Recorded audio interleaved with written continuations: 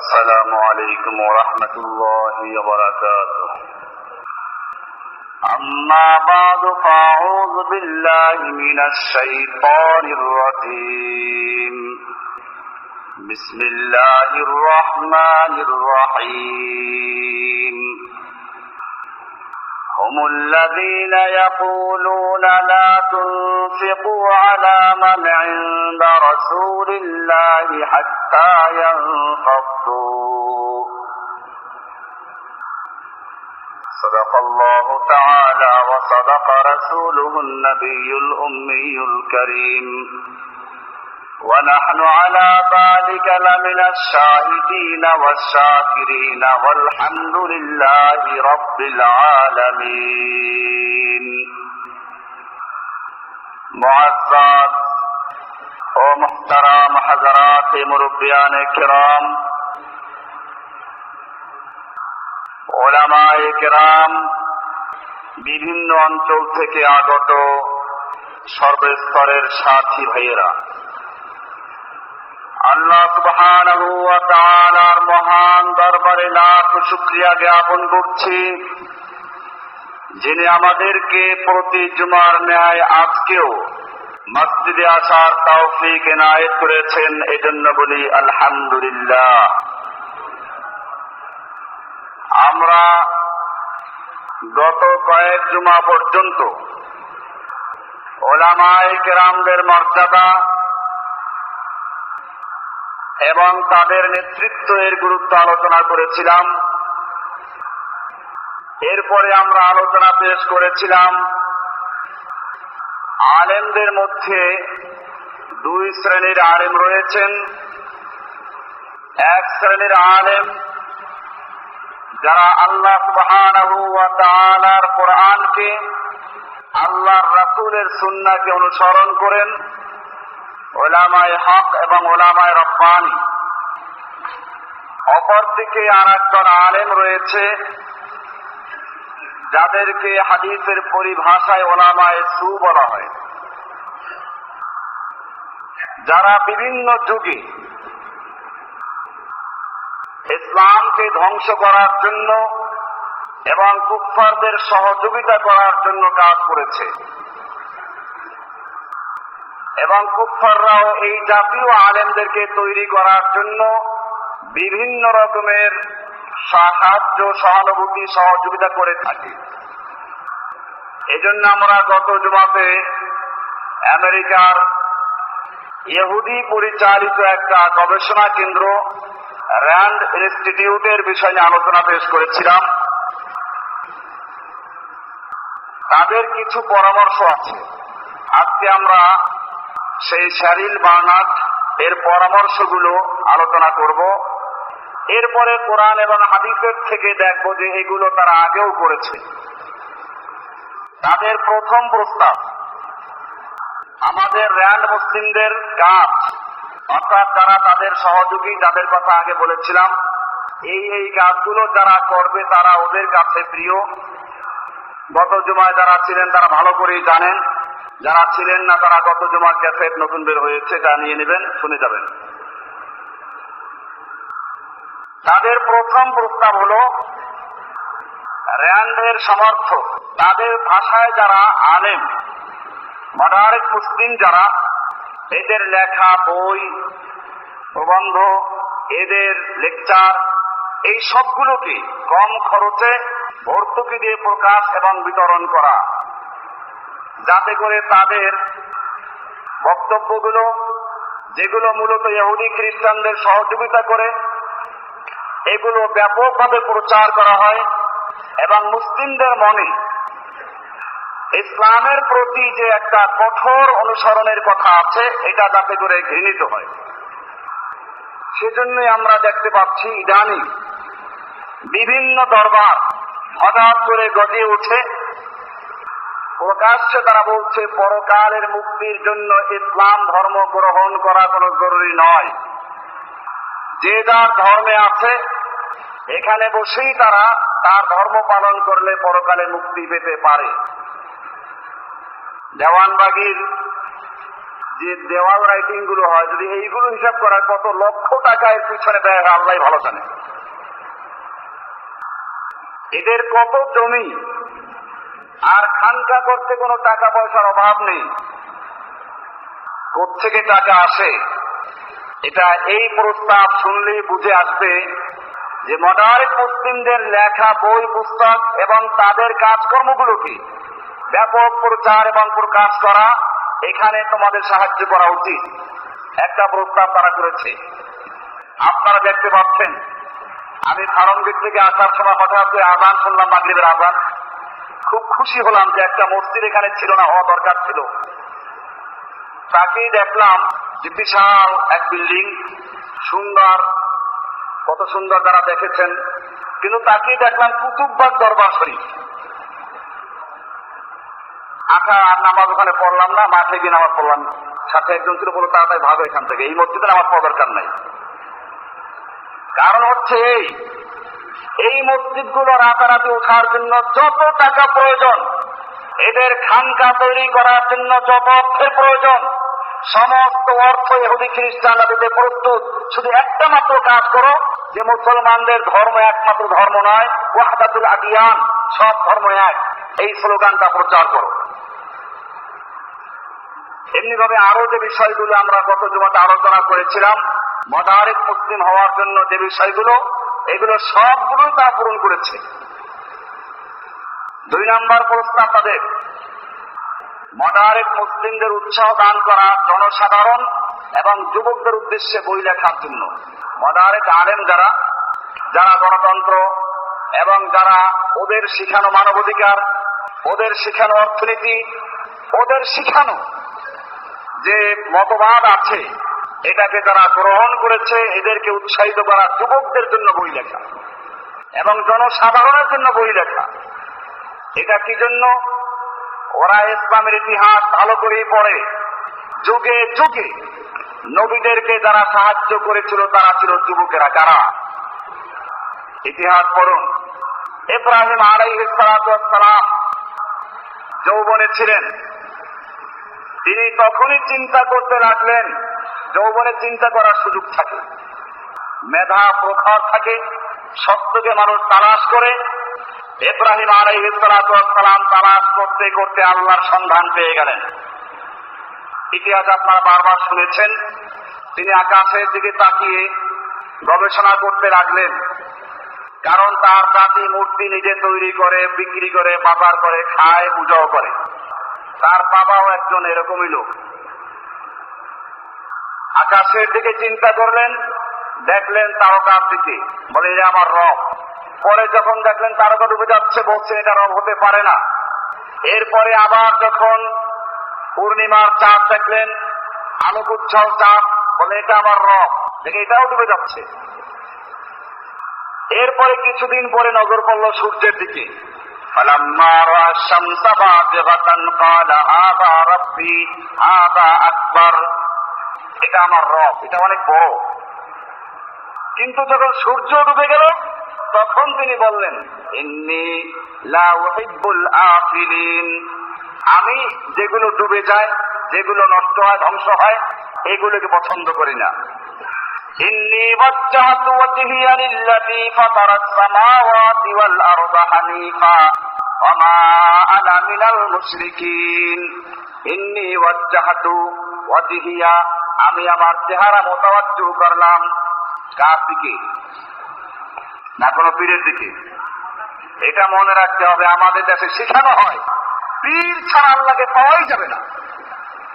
পীরের দিকে কলব মোতাওয়াজ্জু করতে হবে এবং জিকির করতে বসলে এভাবে বসো, তারপরে মনে মনে এই ধারণা করো আমি আমার কলবের দিকে মোতাওয়াজ্জু আছি। হিন্দুরা যেমন মন্ত্র পড়ায়, এরাও মন্ত্র পড়ায়, আমি আমার কলবের দিকে মোতাওয়াজ্জু আছি। আমার কলব আমার পীর সাহেব হুজুরের কলবের দিকে মোতাওয়াজ্জু আছে। পীর সাহেব হুজুরের কলবের ভায়া মাধ্যমে এই সিলসিলার যত পীর মাশায়েখ, তাদের দিকে ভায়া মাধ্যম হইয়া রসুলের দিকে, এরপরে আল্লাহর দিকে। আমি এটা অনেকবার বলেছি, আপনি যখন কলব মোতাওয়াজ্জু করলেন আপনার পীরের দিকে, তখন আপনার পীর সাহেবের কলব তার বউয়ের দিকে মোতাওয়াজ্জু। আপনার কলব কোন দিকে যাবে? আমি আমার কলবের দিকে মোতাওয়াজ্জু, আমার কলব পীর সাহেবের কলবের দিকে মোতাওয়াজ্জু, পীর সাহেবের কলব তার বউয়ের দিকে মোতাওয়াজ্জু। অথবা আমি আমার কলবের দিকে মোতাওয়াজ্জু, আমার কলব পীর সাহেবের কলবের দিকে মোতাওয়াজ্জু, আর পীর সাহেবের কলব তার পায়খানার দিকে মোতাওয়াজ্জু। পায়খানা বসে তখন ইব্রাহিম আলাইহিস সালাতু ওয়াস সালাম এই জাতির পিতা, তাওহীদের প্রচার যিনি করেছেন, পরিষ্কার করে দিলেন, ইন্নী ওয়াজ্জাহাতু ওয়াজহিয়া লিল্লাযী, আমি আমার চেহারা মোতাওয়াজ্জু করছি সেই মহান জাতের দিকে, লিল্লাযী ফাতারাস সামাওয়াতি ওয়াল আরদা হানিফান, যিনি আসমান এবং জমিনকে সৃষ্টি করেছেন, আমি তার দিকে মোতাওয়াজ্জু হচ্ছি হানিফান, একনিষ্ঠ ভাবে, কোনো ভায়া মাধ্যম নিয়ে না। হানিফ মানে কি? হানিফ মাইলান আন জামিইল বুতলান ইলাল হক, সমস্ত গায়রুল্লাহকে উৎখাত করে যিনি শুধুমাত্র আল্লাহর দিকে মোতাওয়াজ্জু হন, তার নাম কি? হানিফান, একনিষ্ঠ ভাবে। ওয়ামা আনা মিনাল মুশরিকিন, আমি মুশরিকদের অন্তর্ভুক্ত নই। এত ব্যাখ্যা কেন দিতে হলো? আগেই তো বললো আমি মোতাওয়াজ্জু হচ্ছি সেই মহান জাতের দিকে, মহান সত্তার দিকে, যিনি আসমান এবং জমিন সৃষ্টি করেছেন। আবার কেন বলতে হলো ওয়ামা আনা মিনাল মুশরিকিন, আমি মুশরিকদের অন্তর্ভুক্ত নই?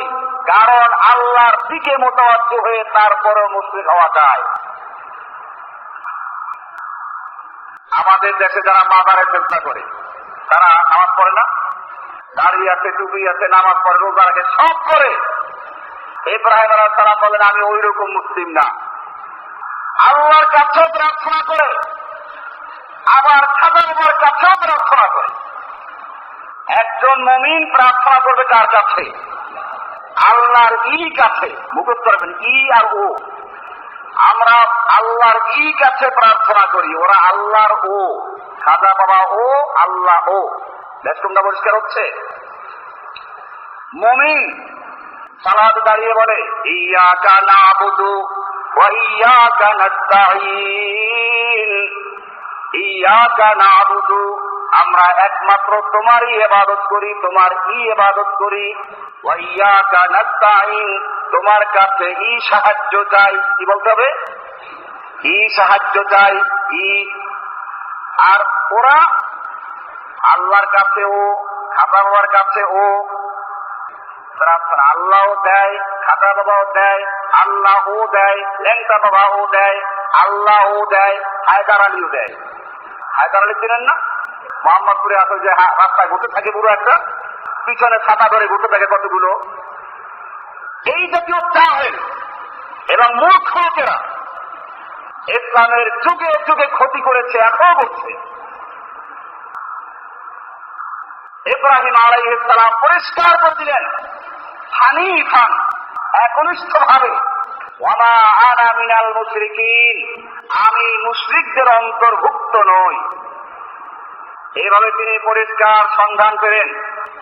আল্লাহ তাআলা বলছেন ওয়া কাযালিকা নুরি ইব্রাহিম মালাকুতাস সামাওয়াতি ওয়াল আরদ, ইব্রাহিমকে আমি এমনি ভাবেই দেখিয়েছি আসমান এবং জমিনের আমার দৃষ্টির শক্তি কুদরত সমূহ, যার মাধ্যমে তিনি তাওহীদের সবক লাভ করেছেন। যেই ব্যক্তি আমাকে পাওয়ার জন্য আমার কাছে আবেদন করবে, আমাকে নিয়ে চিন্তা গবেষণা করবে, আমার দায়িত্ব হচ্ছে তাকে আমার সন্ধান দিয়ে দেওয়া, তাকে সিরাতে মুস্তাকিম বাতলে দেওয়া। ওয়াল্লাযীনা জাহাদু ফীনা লানাহদিয়ান্নাহুম সুবুলানা, যারা আমাকে পাওয়ার জন্য জিহাদ করবে, চেষ্টা করবে, আমার অবশ্যই দায়িত্ব হচ্ছে তাকে তার গন্তব্যস্থলে পৌঁছে দেওয়া। ইব্রাহিম আলাইহিস সালাতু ওয়াস সালাম এরপরে সিদ্ধান্ত নিলেন পুরা জাতিকে বুঝাতে হবে। পুরা জাতিকে বুঝানোর জন্য সুযোগ তালাশ করলেন। মেলা আসলো মূর্তি পূজা। যুবকেরা যে তাকে বলল, বন্ধু বান্ধবেরা চলো, বোঝা যাবে না। উনি বললেন কি ইন্নী সাকিম, আমি অসুস্থ। অসুস্থ মানে শারীরিক অসুস্থ না, এই অসুস্থ মানে হচ্ছে তোমাদের যে বিষয়গুলো আছে সেইগুলোর ব্যাপারে আমার মনের মধ্যে রোগ আছে। মেলায় চলে গেল, পূজা দিয়ে চলে গেছে, আবার এসে পূজা দিবে। ইব্রাহিম আলাইহিস সালাতু ওয়াস সালাম কুঠার একটা নিয়ে ঢুকলেন মূর্তিখানায়, রাজকীয় মূর্তিখানা। গিয়ে দেখলেন মূর্তির সামনে অনেক দামি দামি খাবার। পূজা আসলে দেখেন না কেমন খাবার দেয়। এই যুগে এত শিক্ষিত যুগ, এত জ্ঞান বিজ্ঞানের যুগ, এরপরেও এই লোকেরা মূর্তি তৈরি করে তারপরে পূজা করে আর পরে চুপায় ভালো করে।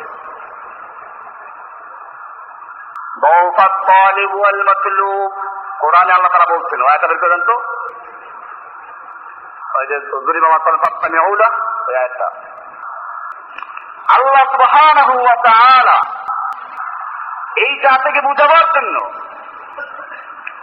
এখানে আছে, ইয়া আইয়ুহান নাস যরিবা মাসালুন ফাসতামিউলা, হে লোক সকল, তোমাদের উদ্দেশ্যে একটা দৃষ্টান্ত পেশ করা হচ্ছে, ভালো করে কান লাগিয়ে শুনো। কে বলছেন? ইয়া আইয়ুহান নাস যরিবা মাসালুন ফাসতামিউলা, একটা মাসাল, একটা দৃষ্টান্ত তোমাদের সামনে উপস্থাপন করছি।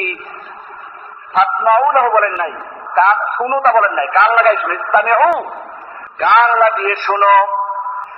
ইন্নাল্লাযীনা তাদউনা মিন দুনিল্লাহি, তোমরা আল্লাহকে বাদ দিয়ে যাদের ইবাদত করছো, যাদের পূজা করছো, এই মূর্তিগুলো যে পূজা করছো, 10 হাত তৈরি করে পূজা করছো, লা ইয়াখলুকু যুবাবান ওয়ালা বিজতামাউ লাহ, ওরা সব যদি একত্র হয় তাহলে সবগুলো মিলে একটা মশাও তৈরি করতে পারবে না, মাছিও তৈরি করতে পারবে না।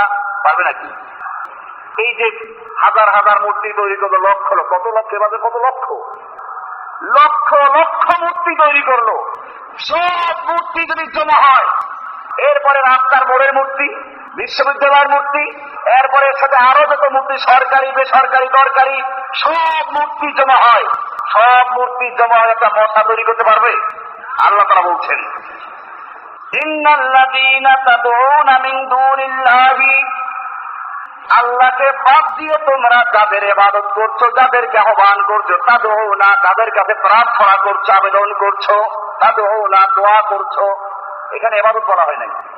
তাদউনা, তোমরা যাদেরকে আহ্বান করছো, ডাকছো, লা ইয়াখলুকু যুবাবান ওয়ালা বিজতামাউ লাহ, দুনিয়ার সবগুলো দেবদেবী যদি একত্র হয়, রুহুওয়ালা, রুহু ছাড়া, মাটির তৈরি অথবা আল্লাহর তৈরি, পীরেরা ও মূর্তি, মূর্তি দুই রকম, একটা হলো প্রাণহীন মূর্তি যারা হিন্দুরা পূজা করে, আর কিছু হচ্ছে প্রাণওয়ালা মূর্তি যারা মুসলমানরা পূজা করে।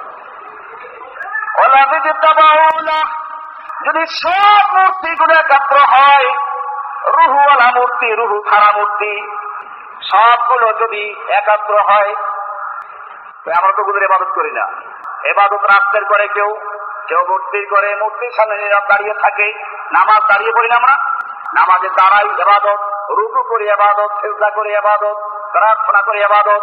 ঠিক তেমনি ভাবে যাকে সম্মান করার জন্য তাজিমান যার সামনে দাঁড়ানো হয়, তার ইবাদত করা হয়।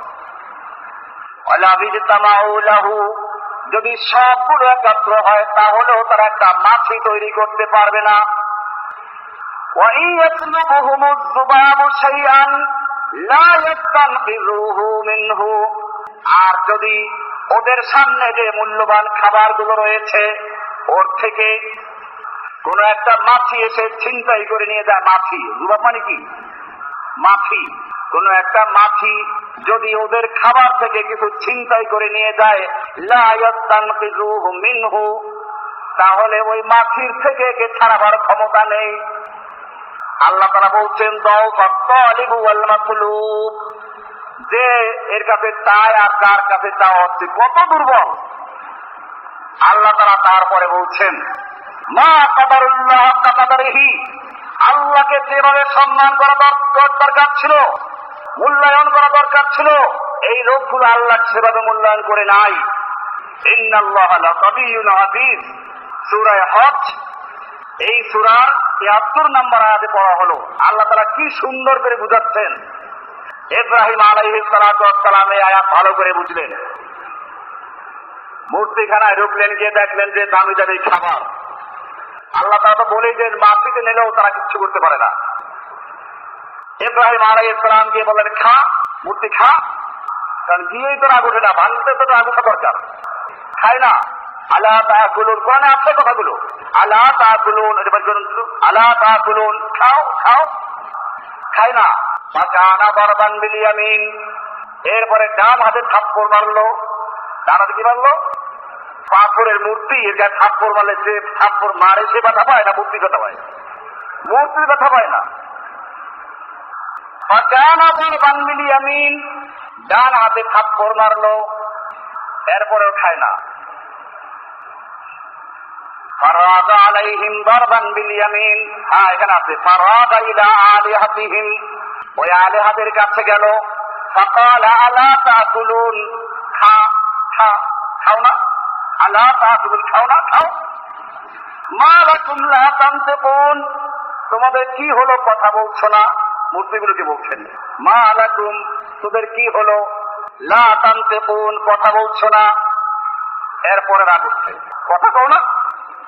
ফারাদা আলাইহিম দারবান বিল ইয়ামিন, এবারে তাদের উপরে ডান হাতে থাপ্পড় মারলো। ফাআকবালু ইলাইহি ইয়াযিফুন ক্বালা তা'বুদুনা মা তানহিতুন, এরপরে যা ভাঙলেন সেগুলো আবার আরেক আয়াত আছে, এখানে বলতো না। এটা পড়ছে সূরা সাফফাত, এটার 92 নম্বর আয়াত থেকে শুরু করে সামনের আয়াতগুলো। এখানে ইব্রাহিম আলাইহিস সালাম ঢুকলেন, এরপরে যখন ব্যথা পাইলেন, রাগ উঠলো, এবারে নিল কুড়াল। কুড়াল নিয়ে ভাঙ্গা শুরু করলো, হাত পা ভেঙ্গে চুরমার করে। এরপরে বড় মূর্তির হাতে কুড়াল ধরাই দিয়ে বাস চলে আসলেন। লোকেরা চলে আসলো, আবার পূজা দিবে, এসে দেখে যে সর্বনাশ, এই মূর্তিগুলোর কোনো হাত নেই, পা নেই, ভেঙ্গে চুরে চুরমার হয়ে গেছে। কোন যুদ্ধ হয় নাই, বিদ্রোহ হয় না, ভূমিকম্প হয় নাই, কেমনে ভাঙলো? এই জন্য তারা চিন্তায় পড়ে গেল। কোরআন বলছে ফাকবালু ইলাইহি ইয়াযিফুন ক্বালা তা'বুদুনা মা তানহিতুন, সবাই তালাশ করলো ব্যাপার কি। তালাশ করে চিন্তা করলো যে কিছুই বোঝা যাচ্ছে না, চলো নমরুদকে ডাকি। নমরুদের কাছে যে খবর দিল যে এই অবস্থা, নমরুদ চলে আসলো। তাফসীরে লেখে নমরুদ এসে কিছুক্ষণ পর্যন্ত নীরবভাবে চিন্তা করেছে, কারোর সাথে কোনো কথা নেই, কোনো মন্তব্য নেই। প্রথম যে কথাটা বলল তা হলো হাল মিন ফাতান ইয়াযকুরু আলিহাতানা, এই এলাকায় এমন কোন যুবক আছে যে যুবক আমাদের মূর্তিগুলোর সমালোচনা করে? যুবক, এটাই আমার বলার উদ্দেশ্য। কেন যুবকের প্রশ্ন? নমরুদ এমনি মূর্তি পূজক হলো, বিচক্ষণ ছিল। সে যখন দেখলো কোন ভূমিকম্প হয় নাই, কোন যুদ্ধ বিদ্রোহ হয় নাই, এই মূর্তিগুলোর হাত পা ভেঙ্গে চুরমার করে ফেললো, নিশ্চয়ই এটা মূর্তি ভাঙ্গা পর্যন্ত শেষ নয়, এটা একটা বিশাল সমাজ পরিবর্তনের দিন বদলের পালা। এই দিন বদলের শুরু এখান থেকে, সমাজ পরিবর্তনের একটা সূচনা। এটা এই পর্যন্ত ক্ষান্ত নয়। আর এরকম একটা সমাজকে পরিবর্তন করা, সংস্কার করার মতো বুদ্ধি কোন বুড়া মানুষের মাথায় আসে না, আছে কার মাথায়? এই জন্য সে যুবকের প্রশ্ন করলো। তখন লোকেরা বলল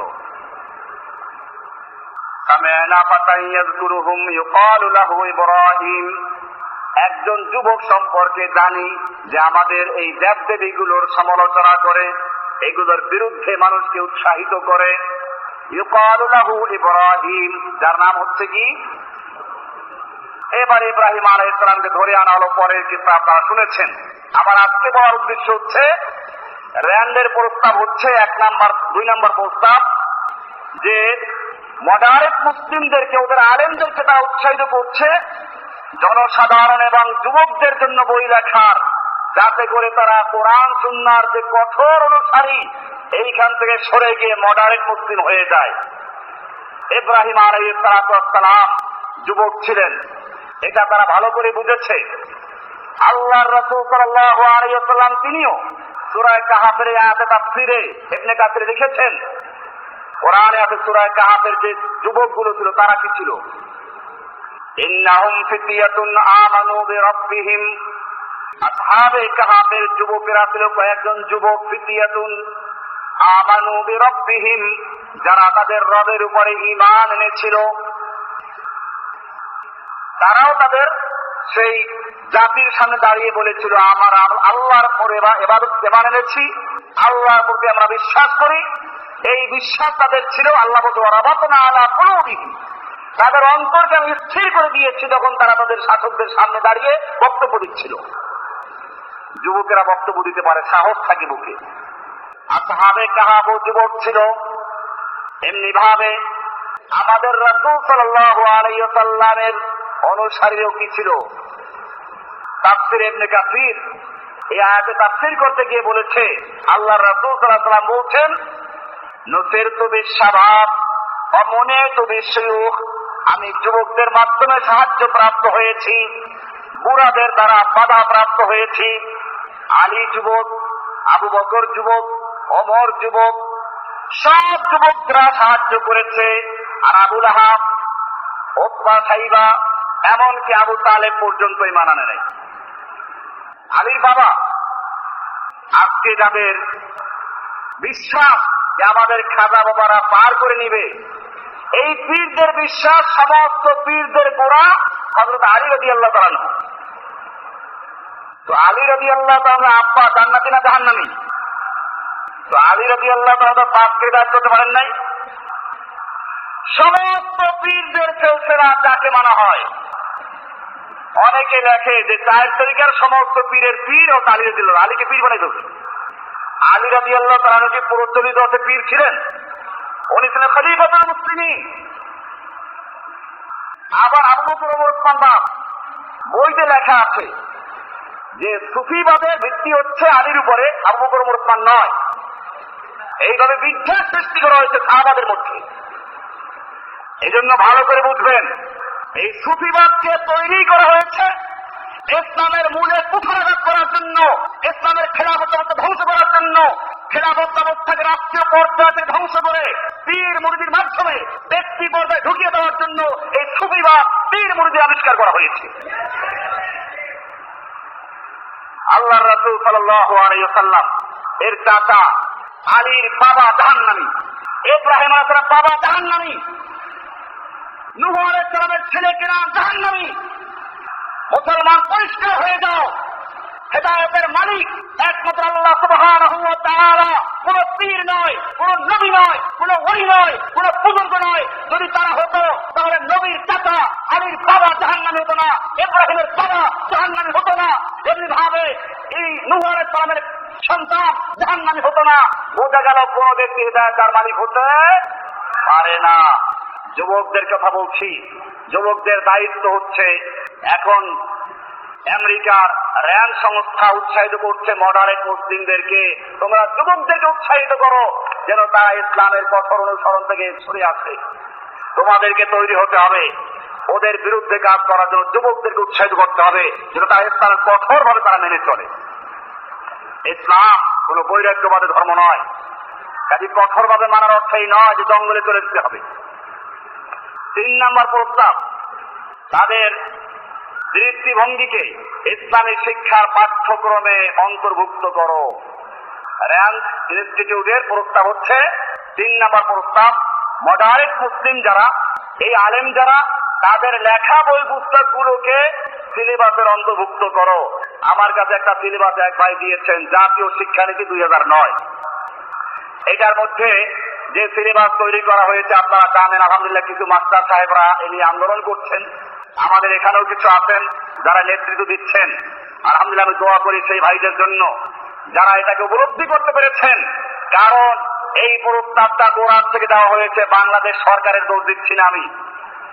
এইখানে কিছু নাস্তিক মোর্চা ঢুকেছে, কবির চৌধুরী, আর ছিল ওই যে শামসুর রহমান, হুমায়ুন আজাদ, এইরকম কিছু নাস্তিক মার্কা মুসলমান নামধারী আহমদ শরীফ, এই লোকগুলোর চেলারা এখন রয়ে গেছে।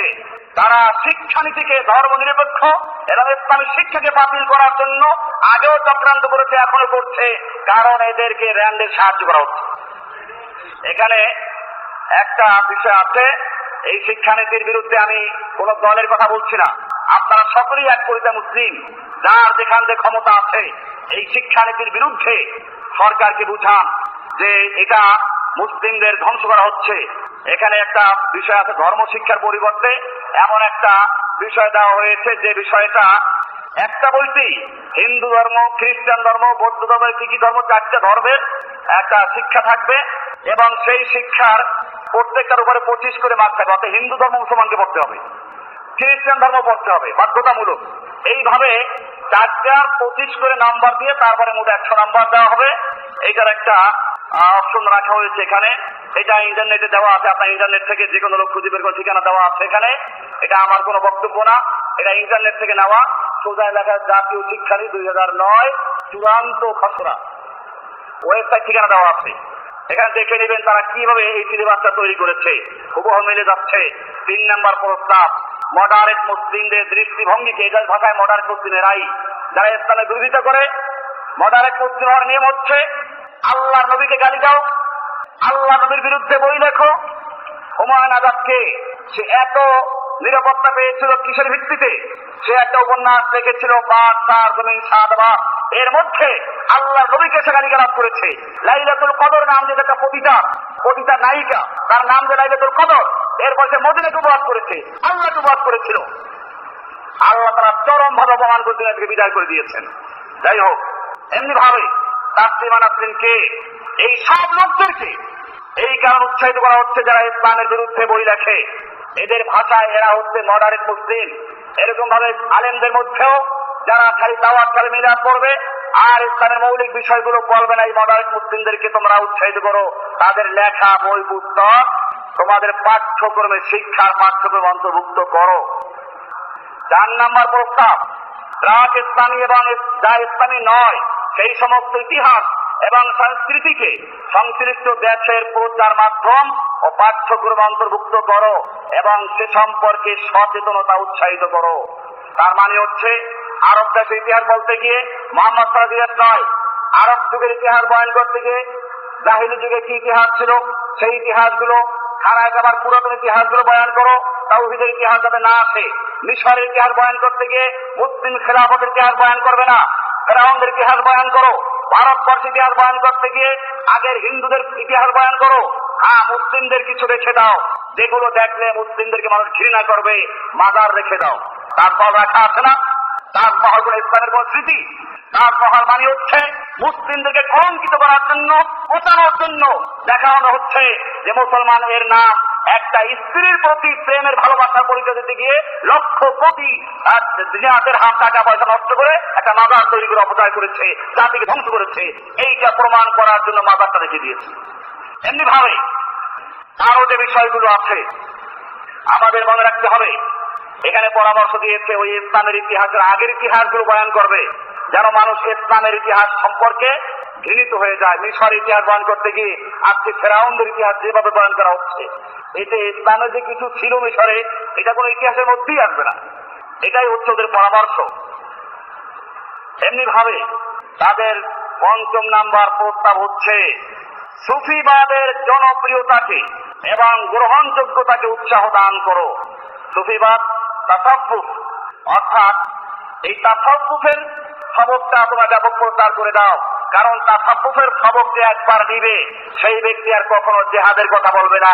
সে ব্যক্তি জেহাদ মানে নফসের জেহাদ, সে ব্যক্তি জিকির আজগার করবে, জঙ্গলে থাকতে বলবে, মানে বৈরাগী হতে বলবে, পাগল হতে বলবে, মদ খেতে বলবে, গাঁজা খেতে বলবে। এছাড়া সংস্কৃতির বিভিন্ন ভাগ আছে। কেউ আছে এমনি জিকির আজগার নামাজ পড়ে নিরিবিলি থাকো, দুনিয়ার সাথে কোনো সম্পর্ক নেই, বৈরাগ্যবাদ। কেউ আছে না নামাজ ওটা করাই দরকার নাই, কেউ আছে নামাজও করা দরকার নাই, মাজারে পড়ে থাকো। এরপরে কেউ আছে গাঁজা খাও। এইভাবে হাজার রকমের বিভিন্ন দিয়ে তাদেরকে তৈরি করো। এইখানে একটা পত্রিকা আছে আমার কাছে, এই মাজার ব্যবসা, কত সুন্দর ব্যবসা। এখানে দেখেন আপনার ছবি দেওয়া আছে, একটা লাল গোলাকার একটা ছবি আছে, এখানে লেখা আছে মির্জাগঞ্জ মরহুম ইয়ারউদ্দিন খলিফা সাহেবের দান বাক্স। এটা বাংলাদেশের এমন কোন এলাকা পাবেন না যেখানে দান বাক্স নেই। এইখানে বিস্তারিত লিখেছে। এইখানে এক একজন এক একটা এলাকা ভাগ করা আছে, কারো 200 কারো 300, এইগুলো নিয়ন্ত্রণ করে এরা। ওখানে কিছু মাসিক চাঁদা দেয়, বাকিটা নিজেরা খেয়ে ফেলে। এখানে বিস্তারিত প্রতিবেদন লিখেছে এখানে। এরপরে এইভাবে মাজার উপর লিখেছে রাজধানীতে রমরমা দান বাক্স বাণিজ্য, রমরমা দান বাক্স বাণিজ্য, দান বাক্স মাজারের নামে চলছে। এটি গত শুক্রবারের পত্রিকা যুগান্তর। এক ভাই এটা আমাকে দিয়েছেন, আলহামদুলিল্লাহ, তাকে আল্লাহ দাদা খায় দান করুন। কারণ এগুলো প্রমাণ। মির্জাগঞ্জ কোথায় কেউ জানে? মির্জাগঞ্জ আমাদের দেশে বরগুনাতে, পটুয়াখালী বরগুনার মাঝামাঝি একটা থানা হচ্ছে মির্জাগঞ্জ। সেইখানে একটা পীর ছিল। সেই পীরের মাজারকে কেন্দ্র করে সারা বাংলাদেশে আমার মনে হয় কয়েক লক্ষ দান বাক্স আছে এবং এটার জন্য আলাদা কারখানা আছে। এই টাকাগুলো কোথায় যায়, কে খায়, কোন খবর আছে? পুলিশকে জিজ্ঞেস করে, পুলিশ বলছে যেগুলো আমরা জানি না, এগুলো অবৈধ। কিন্তু পুলিশ বক্সের সামনে দান বাক্স লাগানো আছে জান্নাতুল ইসলামে। আমি দেখেছি পুলিশ বক্সের সামনে দান বাক্স লাগানো আছে। এইভাবে মোহাম্মদপুরে তার সুপার মার্কেট আমি দেখছি প্রায় 20টা গুনছেন এই পাশাপাশি। কারণ এগুলো যত লাগায় তত পয়সা পড়ে বেশি। এইভাবে পীর, সুফি, এরকম ভাবে সুফি সম্রাট, আশেক রাসূল, মাজার, খাজা বাবা, ল্যাংটা বাবা, মুশকিল কুশা, আজব রাওয়া, কত নাম আছে না? গাউসুল আজম, কুতুব, আক্তাব, নকিব, নুকাবা, নজিব, নুজাবা, মুশকিল কুশা, জুলফে দারাজ, গেসু দারাজ, এরকম ভাবে হাজার নাম দেওয়া হবে। খাজা নামাজ, বান্দা নামাজ, গরিব নামাজ, জুলফে দারাজ, গেসু দারাজ, কত নাম। এইগুলোর স্টক এক একটা। মুশকিল কুশা সব মুশকিল আসান করে দেয়। হাজত রাওয়া সব কিছু আসান হাজত পূরণ করে দেয়। এই সমস্ত সুফিবাদকে উৎসাহিত করো। সেই জন্য আমরা দেখছি হাজার হাজার তরিকা ব্যাঙ্গের ছাতার মতো তৈরি হচ্ছে। এমনকি ইসলামিক ফাউন্ডেশন থেকে এখন হিসাব নেওয়া হচ্ছে কতটা মাজার বাংলাদেশে আছে, সবগুলো উন্নত করা, সংস্কার করা, এই সব দায় দায়িত্ব কিভাবে বন্টন করা যায় সেই চেষ্টা করা হচ্ছে। বোঝা গেল র্যান্ডের প্রস্তাব খুব সুন্দর করেই বাস্তবায়ন হচ্ছে। এরপরে তারা লিখেছে, একদিকে র্যান্ড মুসলিমদের সাহায্য করো, অপরদিকে মৌলবাদীদের সর্বনাশ করো, ক্ষতি করো। মৌলবাদীদের ক্ষতি কেমনে করবে সেজন্য কিছু প্রস্তাব করেছে। সেই প্রস্তাবগুলোর 1 নম্বর প্রস্তাব হচ্ছে তাদের সাথে অবৈধ দল এবং কর্মকাণ্ডের সম্পর্ক প্রকাশ করো। যেই হক কথা বলবে, যে কোরআন সুন্নাহর কথা বলবে, এই সমস্ত ভণ্ডামি বিরুদ্ধে কথা বলবে, তাকে তোমরা বলে দাও যে এটা অমুক তমুক দলের সাথে যোগাযোগ আছে। অমুকে আমাদের কাছে কতগুলো হারকুতুল জিহাদ, জেএমবি, তারপরে কি আল কায়দা, এটা লাগাই যাও। আমি শুনেছি অনেক জায়গায় ঘটেছে। আমি পাহাড়ি অঞ্চলে গিয়েছি, সেই গারো পাহাড়ের অঞ্চলে 2 জন আলেম, তারা নিজেরা কোনো বেতন না নিয়ে এলাকার ছেলেদেরকে মক্তব মাদ্রাসা করে পড়াচ্ছে। ছেলেরা জায়গায় থাকে, ওই 2 জন শিক্ষক আল্লাহ রাস্তায় পড়ায়। সেই 2 জন শিক্ষক যেহেতু খ্রিস্টানদের সাহায্য নেয় নাই, ওনাকে সমস্ত খ্রিস্টানদের সাহায্য করে, কারণ সেখানে তাদের দুর্গ আছে। এই অপরাধে তাদের নামে দিল ওরা জেএমবি। পুলিশ ধরে নিয়ে গেল, 1 মাস পর্যন্ত জেল খাটলো। তারপরে পুলিশ কোনো প্রমাণ না পেয়ে গ্রামবাসী তন্ন করে জিজ্ঞেস করে যখন কোনো প্রমাণ পায় না, তখন তাদেরকে আবার ছেড়ে দিল। কি অপরাধ ছিল এই 2টা লোকের? পরিষ্কার বোঝা যাচ্ছে র্যান্ড যে প্রস্তাব করেছে, আমি দেখেছি আমার সঙ্গে জেএমবির সঙ্গে কোনো কানেকশন আজকে বলতে পারবে? আমি মসজিদে ইমাম, আমার চাল চলন, আমার বক্তব্য সবকিছু হবে। আমার ঘরে গেলে আপনি কিতাব ছাড়া কোনো সামান্য কোনো মালাপ ছাড়ার কথায় কোনো, আমার বাজায় ভালো কোনো খাট নাই, ভালো সোফা নাই। সোফা একজন আল্লাহ রাস্তা দিয়ে গেছে কয়েকটা, চূড়ান্ত বাজার আছে, ওটা কিনা না, আল্লাহ রাস্তা দেওয়া, ফ্রিজ নাই। এরপরেও তালাশ করে মাঝে মধ্যে এসে এই লোকটার কার সাথে কালেকশন আছে। এমনকি দুঃখের সাথে বলতে হয়, আমি এই মসজিদের ম্যাচটা ভাড়া চেয়েছিলাম একটা মাদ্রাসা করার জন্য। এই মসজিদের কিছু লোকেরা আমাকে ম্যাচটা ভাড়া দেয় না, ভয়ে তারা। আজকে দুঃখের সাথে বললাম আমি, কেন আমি কি করি? আমি কোরআন হাদিসের কথা বলি, স্পষ্ট বলি, কিন্তু আজকে দুঃখের সঙ্গে যা প্রচার করতে হয়েছে। মসজিদের ম্যাচ ভাড়া দেওয়া হবে, আমি ভাড়া দিব, তারপরে আমাকে ভাড়া দিবে না। কি জন্য? আল্লাহ ভালো জানেন কি জন্য দেবে না। কেন, এখানে কি হবে? সেজন্য বলছি তাদের সাথে অবৈধ দল এবং কর্মকাণ্ডের সম্পর্ক প্রকাশ করে, এটা তাদের নিয়ম। এটা যে হক কথা বলবে লাগাই দাও, অমুকের সঙ্গে যোগাযোগ আছে, প্রমাণ করতে পারবে কেউ? আমি মাদ্রাসায় পড়াই, আমি মসজিদে ইমামতি করি, সারা দিন রাত লেখার উপরে থাকি, পড়ার উপরে থাকি, কোথায় কি করতে পারবে? আমি যা বলি হক কথা বলি, কোরআন হাদিসে দলিল দিয়ে বলি, এর বাইরে আমার কোন সম্পর্ক নেই, কোনো কাজ নেই, দাওয়াতের কাজ করি। 2 নম্বর প্রস্তাব তাদের আলেমদের সম্পর্কে। এরা শুধু আলেমদের জন্য প্রস্তাব করেছে এইগুলো। তাদের ধ্বংসাত্মক কর্মকাণ্ডের পরিণতিগুলো প্রচার করো। মৌলবাদীরা যে ধ্বংসাত্মক কাজ করে, এগুলো প্রচার করো। ধ্বংসাত্মক কাজ করে যে ভাষায় আফগানিস্তানে, ফিলিস্তিনে, ইরাকে যারা এগুলো নেতৃত্ব দিচ্ছে, ওরা জুলুম করবে, তার প্রতিবাদ করবে। ওরা নাবালিক শিশুদেরকে গুলি করে হত্যা করছে। ওরা শিশুদেরকে আমি দেখেছি ইন্টারনেটে এগুলো সব প্রকাশ করা, তারপর দেখে নেবেন ইন্টারনেট আমরা তৈরি করে নাই, কুফাররাই তৈরি করেছে। ওইখানে দেখেন কিভাবে মুসলিমদেরকে নির্যাতন করা হচ্ছে, মা বোনদেরকে ধর্ষণ করা হচ্ছে, মুসলমানদের উল্লঙ্ঘন করা হচ্ছে, এরপরে শিশুদেরকে কিভাবে নির্মম হত্যা করা হচ্ছে। এই পরেও যদি কোনো ব্যক্তি প্রতিবাদ করে সে হয় মৌলবাদী। এদের ধ্বংসাত্মক পরিণতিগুলো প্রচার করো। এরপরে লিখেছে শারিল বানা লিখেছে আল্লাহ রাস্তায় মুজাহিদদের অনিচ্ছাকৃত দুর্ঘটনাগুলোকে আমাদের হিসাবে নেওয়া উচিত এবং তা প্রচার করা। অনিচ্ছাকৃত ভুলগুলো হয়ে যায়, এগুলো হিসাবে নাও, প্রচার করো এবং তা নিয়ে বিশাল হুলস্থুল বাঁধিয়ে দাও। আর যখন যুক্তরাষ্ট্রের সৈন্যদের বোমাগুলো আবাসিক এলাকায় পড়ে এবং মহিলা, শিশু, বৃদ্ধ সবাইকে হত্যা করে, তখন তা এড়িয়ে যাও। এ সম্বন্ধে কোনো কথা বলো না এবং এগুলো ভুলে যাও। যদি তা বিশ্ববাসীর কাছে প্রকাশ হয়ে যায় তাহলে অজুহাত খুঁজে বের করো, এটা এই কারণে হয়েছে, এখানে এই ছিল, এখানে জঙ্গিবাদ ছিল, একটা বলে দাও, অজুহাত খুঁজে বের করো। একটা প্রকাশ করো না, যদি প্রকাশ হয়ে যায় তাহলে এগুলো একটা অজুহাত প্রকাশ করে এটা বুঝিয়ে দাও মানুষদেরকে যেটা অনিচ্ছাকৃত হয়েছে। এইভাবে তারা প্রমাণ প্রকাশ করেছে। 3 নম্বর প্রস্তাব, মৌলবাদী, চরমপন্থী ও সন্ত্রাসীদের ধ্বংসাত্মক কাজের জন্য তাদের প্রতি শ্রদ্ধা ও প্রশংসা থেকে বিরত থাকো। এখানে লিখেছে যে তোমরা আগে ভুল করেছো, সালাহউদ্দিন আইয়ুবীর প্রশংসা করেছো, সে বন্দীদের সাথে ভালো আচরণ করেছে, তার নীতির প্রশংসা করেছো। এই প্রশংসা করে তোমরা মুসলমানদেরকে উৎসাহিত করেছো। খবরদার, মুহাম্মদ বিন কাসেম ভারত বিজয় করে তারপরে সে হিন্দুদেরকে আশ্রয় দিয়েছে, তার উপর অন্যায় করে নাই, ধর্ষণ করে নাই, এই সমস্ত কথা আর বলবা না। কারণ এতে লোকদেরকে ইসলাম গ্রহণ করার জন্য উৎসাহিত করা হয়। মুসলমানদের কোন প্রশংসা, তাদের বীরত্ব, খালিদ বিন ওলীদ, মুহাম্মদ বিন কাসেম, সালাহউদ্দিন আইয়ুবী, এই সব লোকদের প্রশংসা করা থেকে বিরত থাকো, এগুলো ভুলে যাও। মুসলমানদের কোন প্রশংসা করবা না ভুলেও।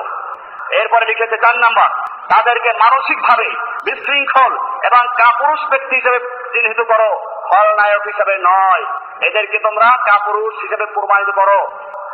5 নম্বর, মৌলবাদী ও জঙ্গিবাদী গ্রুপগুলোর দুর্নীতি, বিশ্বাসঘাতকতা এবং পাপাচারের ব্যাপারে অনুসন্ধান করার জন্য সাংবাদিকদেরকে উৎসাহিত করো। এদের কোন জায়গায় দুর্নীতি আছে, কোন জায়গায় পিছনে কি দোষ আছে, এইগুলো ব্যাপারে খোঁজাখুঁজির জন্য লাগাই দাও এবং সব জায়গা প্রচার করো, যাতে মৌলবাদীরা সমাজে কোন ঠাসা হয়ে যায়, এদেরকে লোকেরা ঘৃণা করে, আলেমদেরকে ঘৃণা করে, ওদের থেকে বিচ্ছিন্ন করে দাও। 6 নম্বর, এরপর এখানে দেখা বৃত্তের মধ্যে আরেকটা আছে, লেখছে তুমি যদি দেখো যে রাস্তার কোন এক পাশে মোল্লা ওমর এই কাজটি করছে, তাহলে রাস্তার অপর পাশে মোল্লা বেরাদলিকে বসিয়ে দাও তার বিরোধিতা করার জন্য। একজন আলেম যদি দেখো মোল্লা ওমরের পক্ষে বলছে, রাস্তার আরেক পাশে আরেকজন মডারেট মুসলিম তৈরি করে দাও মোল্লা ওমর বিরোধিতা করার জন্য। এইবার ওদেরকে শেষ করে দাও। এই জন্য এটা ইতিমধ্যে শুরু হয়ে গেছে। বহু আলেম যারা আফগানিস্তান, ফিলিস্তিন, ইরাকে যারা জেহাদ করছে, তাদের বিরুদ্ধে আমাদের দেশে বলার মতো অনেক আলেম ইতিমধ্যে তৈরি হয়ে গেছে। 6 নম্বর, মৌলবাদীদের মধ্যে বিভেদ বিভাজনকে উৎসাহিত করে, এদের মধ্যে বিভাজন সৃষ্টি করে দাও, দলাদলি সৃষ্টি করে দাও, অনেক দল, অনেক তরিকা, অনেক মতবাদ তৈরি করে দাও, তাহলে দেখবে এই মুসলিমরা দুর্বল হয়ে যাবে, তোমাদের আর কোনো ক্ষতি করতে পারবে না। এই প্রস্তাব করেছে সেই আমেরিকার ইহুদি সংস্থা র্যান্ড ইনস্টিটিউট, যারা শুধুমাত্র মুসলিমদের ধ্বংস করার জন্য, মুসলিমদের ক্ষতি করার এই কাজগুলো করছে। আমরা কোরআন হাদিস থেকে তালাশ করে দেখবো এই প্রস্তাবগুলো পুরাতন প্রস্তাব। সূরায়ে আনআমের 112 এবং 4 নম্বরে বলা হয়েছে, কাযালিকা জাআলনা ফি লিকুল্লি নাবিয়্যিন আদুফান শায়াতিনাল ইনসি ওয়াল জিন ইউহি বা'দুহুম ইলা বা'দিন যুখরুফাল কওলি গুরুরা ওয়ালাউ শাআ রাব্বুকা মা ফাআলুহু ফাযারহুম ওয়া মা ইফতারুন। এখানে পরিষ্কার বলা আছে যে এই শয়তানগুলো কাজ হচ্ছে, কাযালিকা জাআলনা লিকুল্লি নাবিয়্যিন আদুফান শায়াতিনাল ইনসি ওয়াল জিন, আমি প্রত্যেক নবীর কিছু শত্রু তৈরি করে দিয়েছিলাম মানুষ এবং জিন শয়তানদের থেকে। শয়তান জিন হতে পারে, মানুষ হতে পারে, যেই মানুষগুলো হকের বিরোধিতা করে, রাস্তায় বসে বসে, দোকানে বসে বসে হকের বিরুদ্ধে কথা বলে। একদল বুড়া আছে এলাকায়, কিছু বুড়া, এই বুড়ারা ওই যে বললাম র্যান্ডেরকে আজকে দোষ তালাশ করো, আমার পিছনে পিছনে কি দোষ আছে, দোষ খুঁজে পাইবে কি আর, তো দোষ খুঁজে পায়, কোন সময় কি বলি, কোন জায়গাটা ভুল হয়ে গেল, মুখের স্লিপ কেটে গেল, এইগুলো পর্যন্ত রাস্তায় দোকানে বসে বসে যুবকদেরকে উৎসাহিত করে, ওই যে যুবকদেরকে উৎসাহিত করে বিরুদ্ধে লাগাও, এই কাজগুলো করে।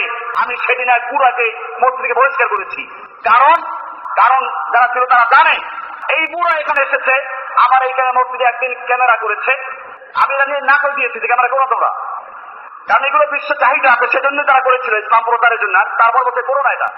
মক্কা শরীফের প্রত্যেক অর্থে নামাজ প্রচার করা হয়, ক্যামেরা বন্দি করা হয়, ফিল্ম করা হয়, এগুলো ছবি তোলা এক মাস্তানা, এগুলো ভিন্ন মাস্তানা, সেদিকে যাচ্ছি না। তারপরে আমি এটা অনুমতি দেই নাই। এই যে নিয়ে বাড়াবাড়ি শুরু করেছে। যাই হোক, এই যে কাজগুলো র্যান্ডের শিখানো কাজ, এইগুলো বাড়াবাড়ি করো, প্রচার করো। এরপরে আছে আল্লাহ তাআলা বলছেন ইউহি বাদুম ইলা বাদিন যুখরুফাল কওলি ওয়া যুরা, মিথ্যা, ধোঁকা এবং সুন্দর করে সাজিয়ে গুছিয়ে এই লোকগুলোর কাজের বিরোধিতা করা। সূরা নামের 112 এবং 4 নম্বর আয়াত দেখবেন। এরপরে মুমিনদের সাথে উপহাস করা, এটাও তাদের আরেকটা পুরাতন অভ্যাস। কোরআন বলছে যুয়িনা লিল্লাযিনা কাফারুল হায়াতুদ দুনিয়া ওয়া ইয়াসখারুনা মিনাল্লাযিনা আমানু, সূরা বাকারা 212 নম্বর আয়াতে বলা হয়েছে যে মুমিনদের সাথে উপহাস করা, মজাক করা তাদের আরেকটা কাজ। এটা পুরাতন কাফেরদের অভ্যাস, বর্তমানদের সাথে মিশে যাচ্ছেন তা দেখাচ্ছি। এরপরে মুমিনদের উপরে অবরোধ দাও, আর্থিক সমস্যায় ফেলে দাও। যেমন আপনারা দেখেছেন ইরাকে হামলা করার পূর্বে কয়েক বছর পর্যন্ত অবরোধ দিয়ে শিশুদেরকে হত্যা করা হয়েছে, নারীদেরকে হত্যা করা হয়েছে, ঔষধে অবরোধ দেওয়া হয়েছে, আফগানিস্তানে তাই করা হয়েছে। এটাও পুরাতন লোকদের আব্বাস। কোরআন বলছে সূরা মুনাফিকুনের 7 নম্বর আয়াত হুমুল্লাযীনা ইয়াকুলুনা লা তুনফিকু আলা মান ইনদা রাসূলিল্লাহি হাত্তা ইয়ানফাদু, তারা ওই লোকেরা যারা বলে আল্লাহর রাসূলের কাছে যারা তোদের উপরে খরচ করো না, ব্যয় করো না, পয়সা দিও না, ও হাত্তা ইয়ানফাদু, যতক্ষণে তারা ফিরে না আসে, ধর্ম ত্যাগ করে আবার তোমাদের দলে মিশে যাবে, এর আগ পর্যন্ত অবরোধ দিয়ে রাখো। বোঝা গেল অবরোধ দেওয়া এটাও পুরাতন অভ্যাস, নতুন কোন অভ্যাস নয়। এমনি ভাবে মুমিনদের মধ্যে ফিতনা ফাসাদ সৃষ্টি করে, শত্রুতা সৃষ্টি করে দেওয়া, যেটা র্যান প্রস্তাব করেছে, কোরআন সে কথা আগেই তুলে ধরেছে।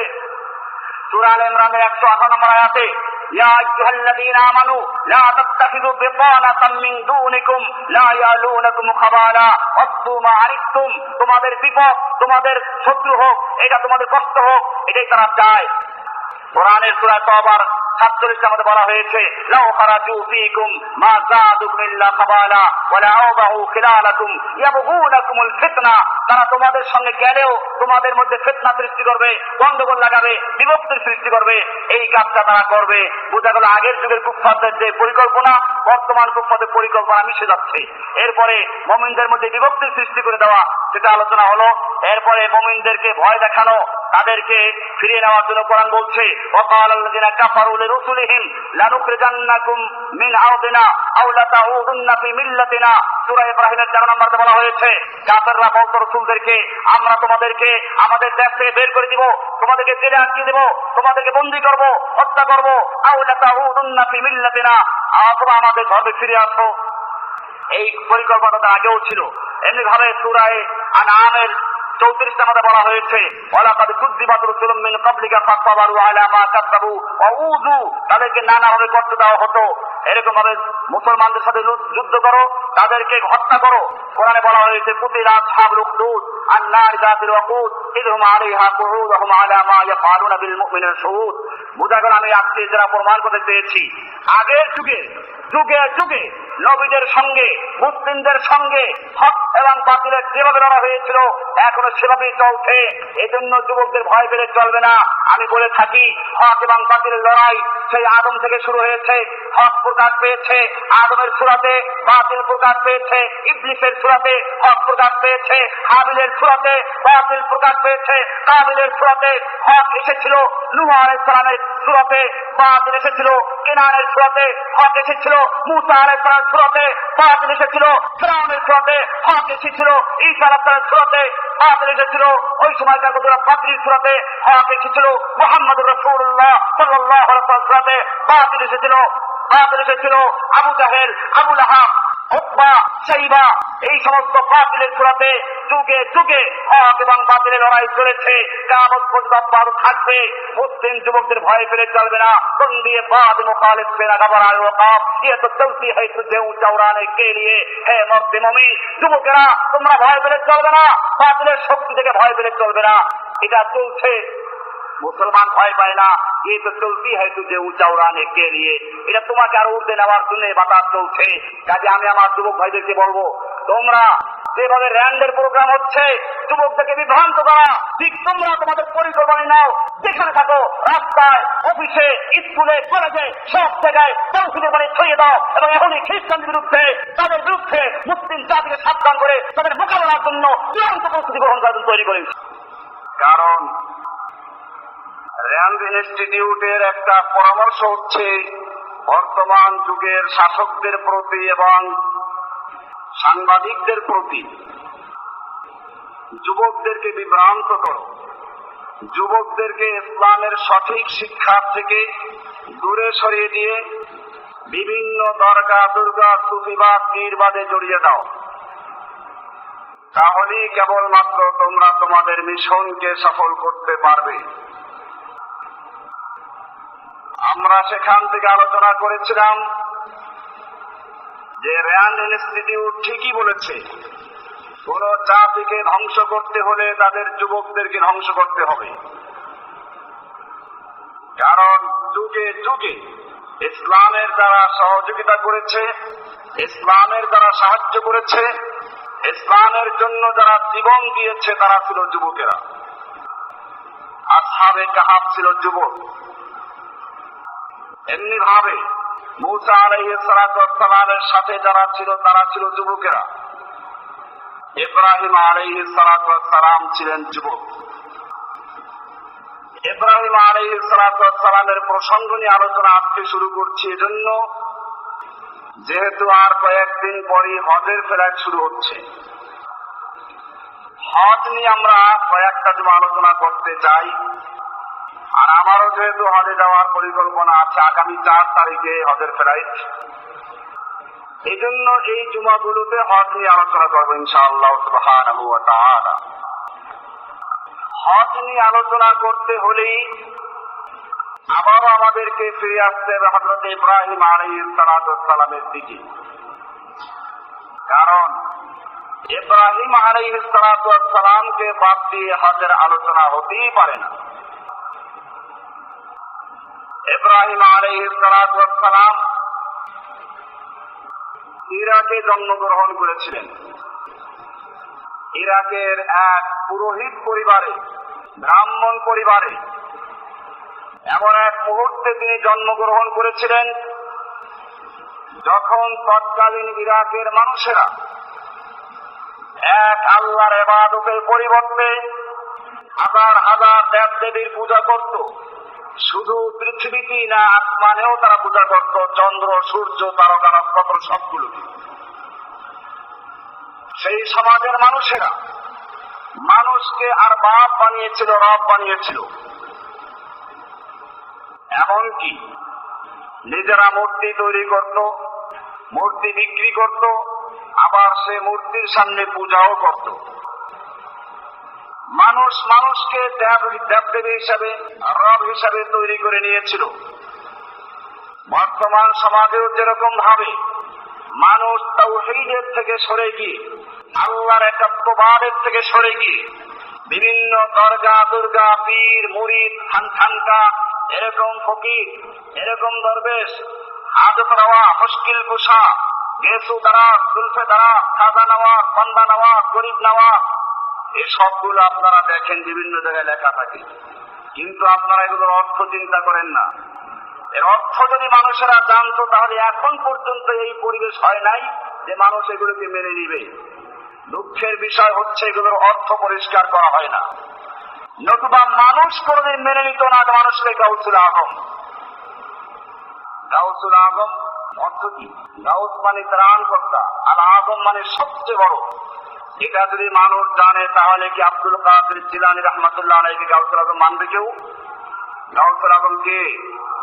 আল্লাহ সুবহানাহু ওয়া তাআলা মানুষকে ধোঁকা দিয়ে বিভ্রান্তির মধ্যে রেখে তারপরে মানুষদেরকে এরকম ভাবে বোঝানো হচ্ছে অমুকে গাউসুল আজম, গাউসুল আজম ভান্ডারী, গাউসুল আজম বরফের আব্দুল কাদের জিলানী।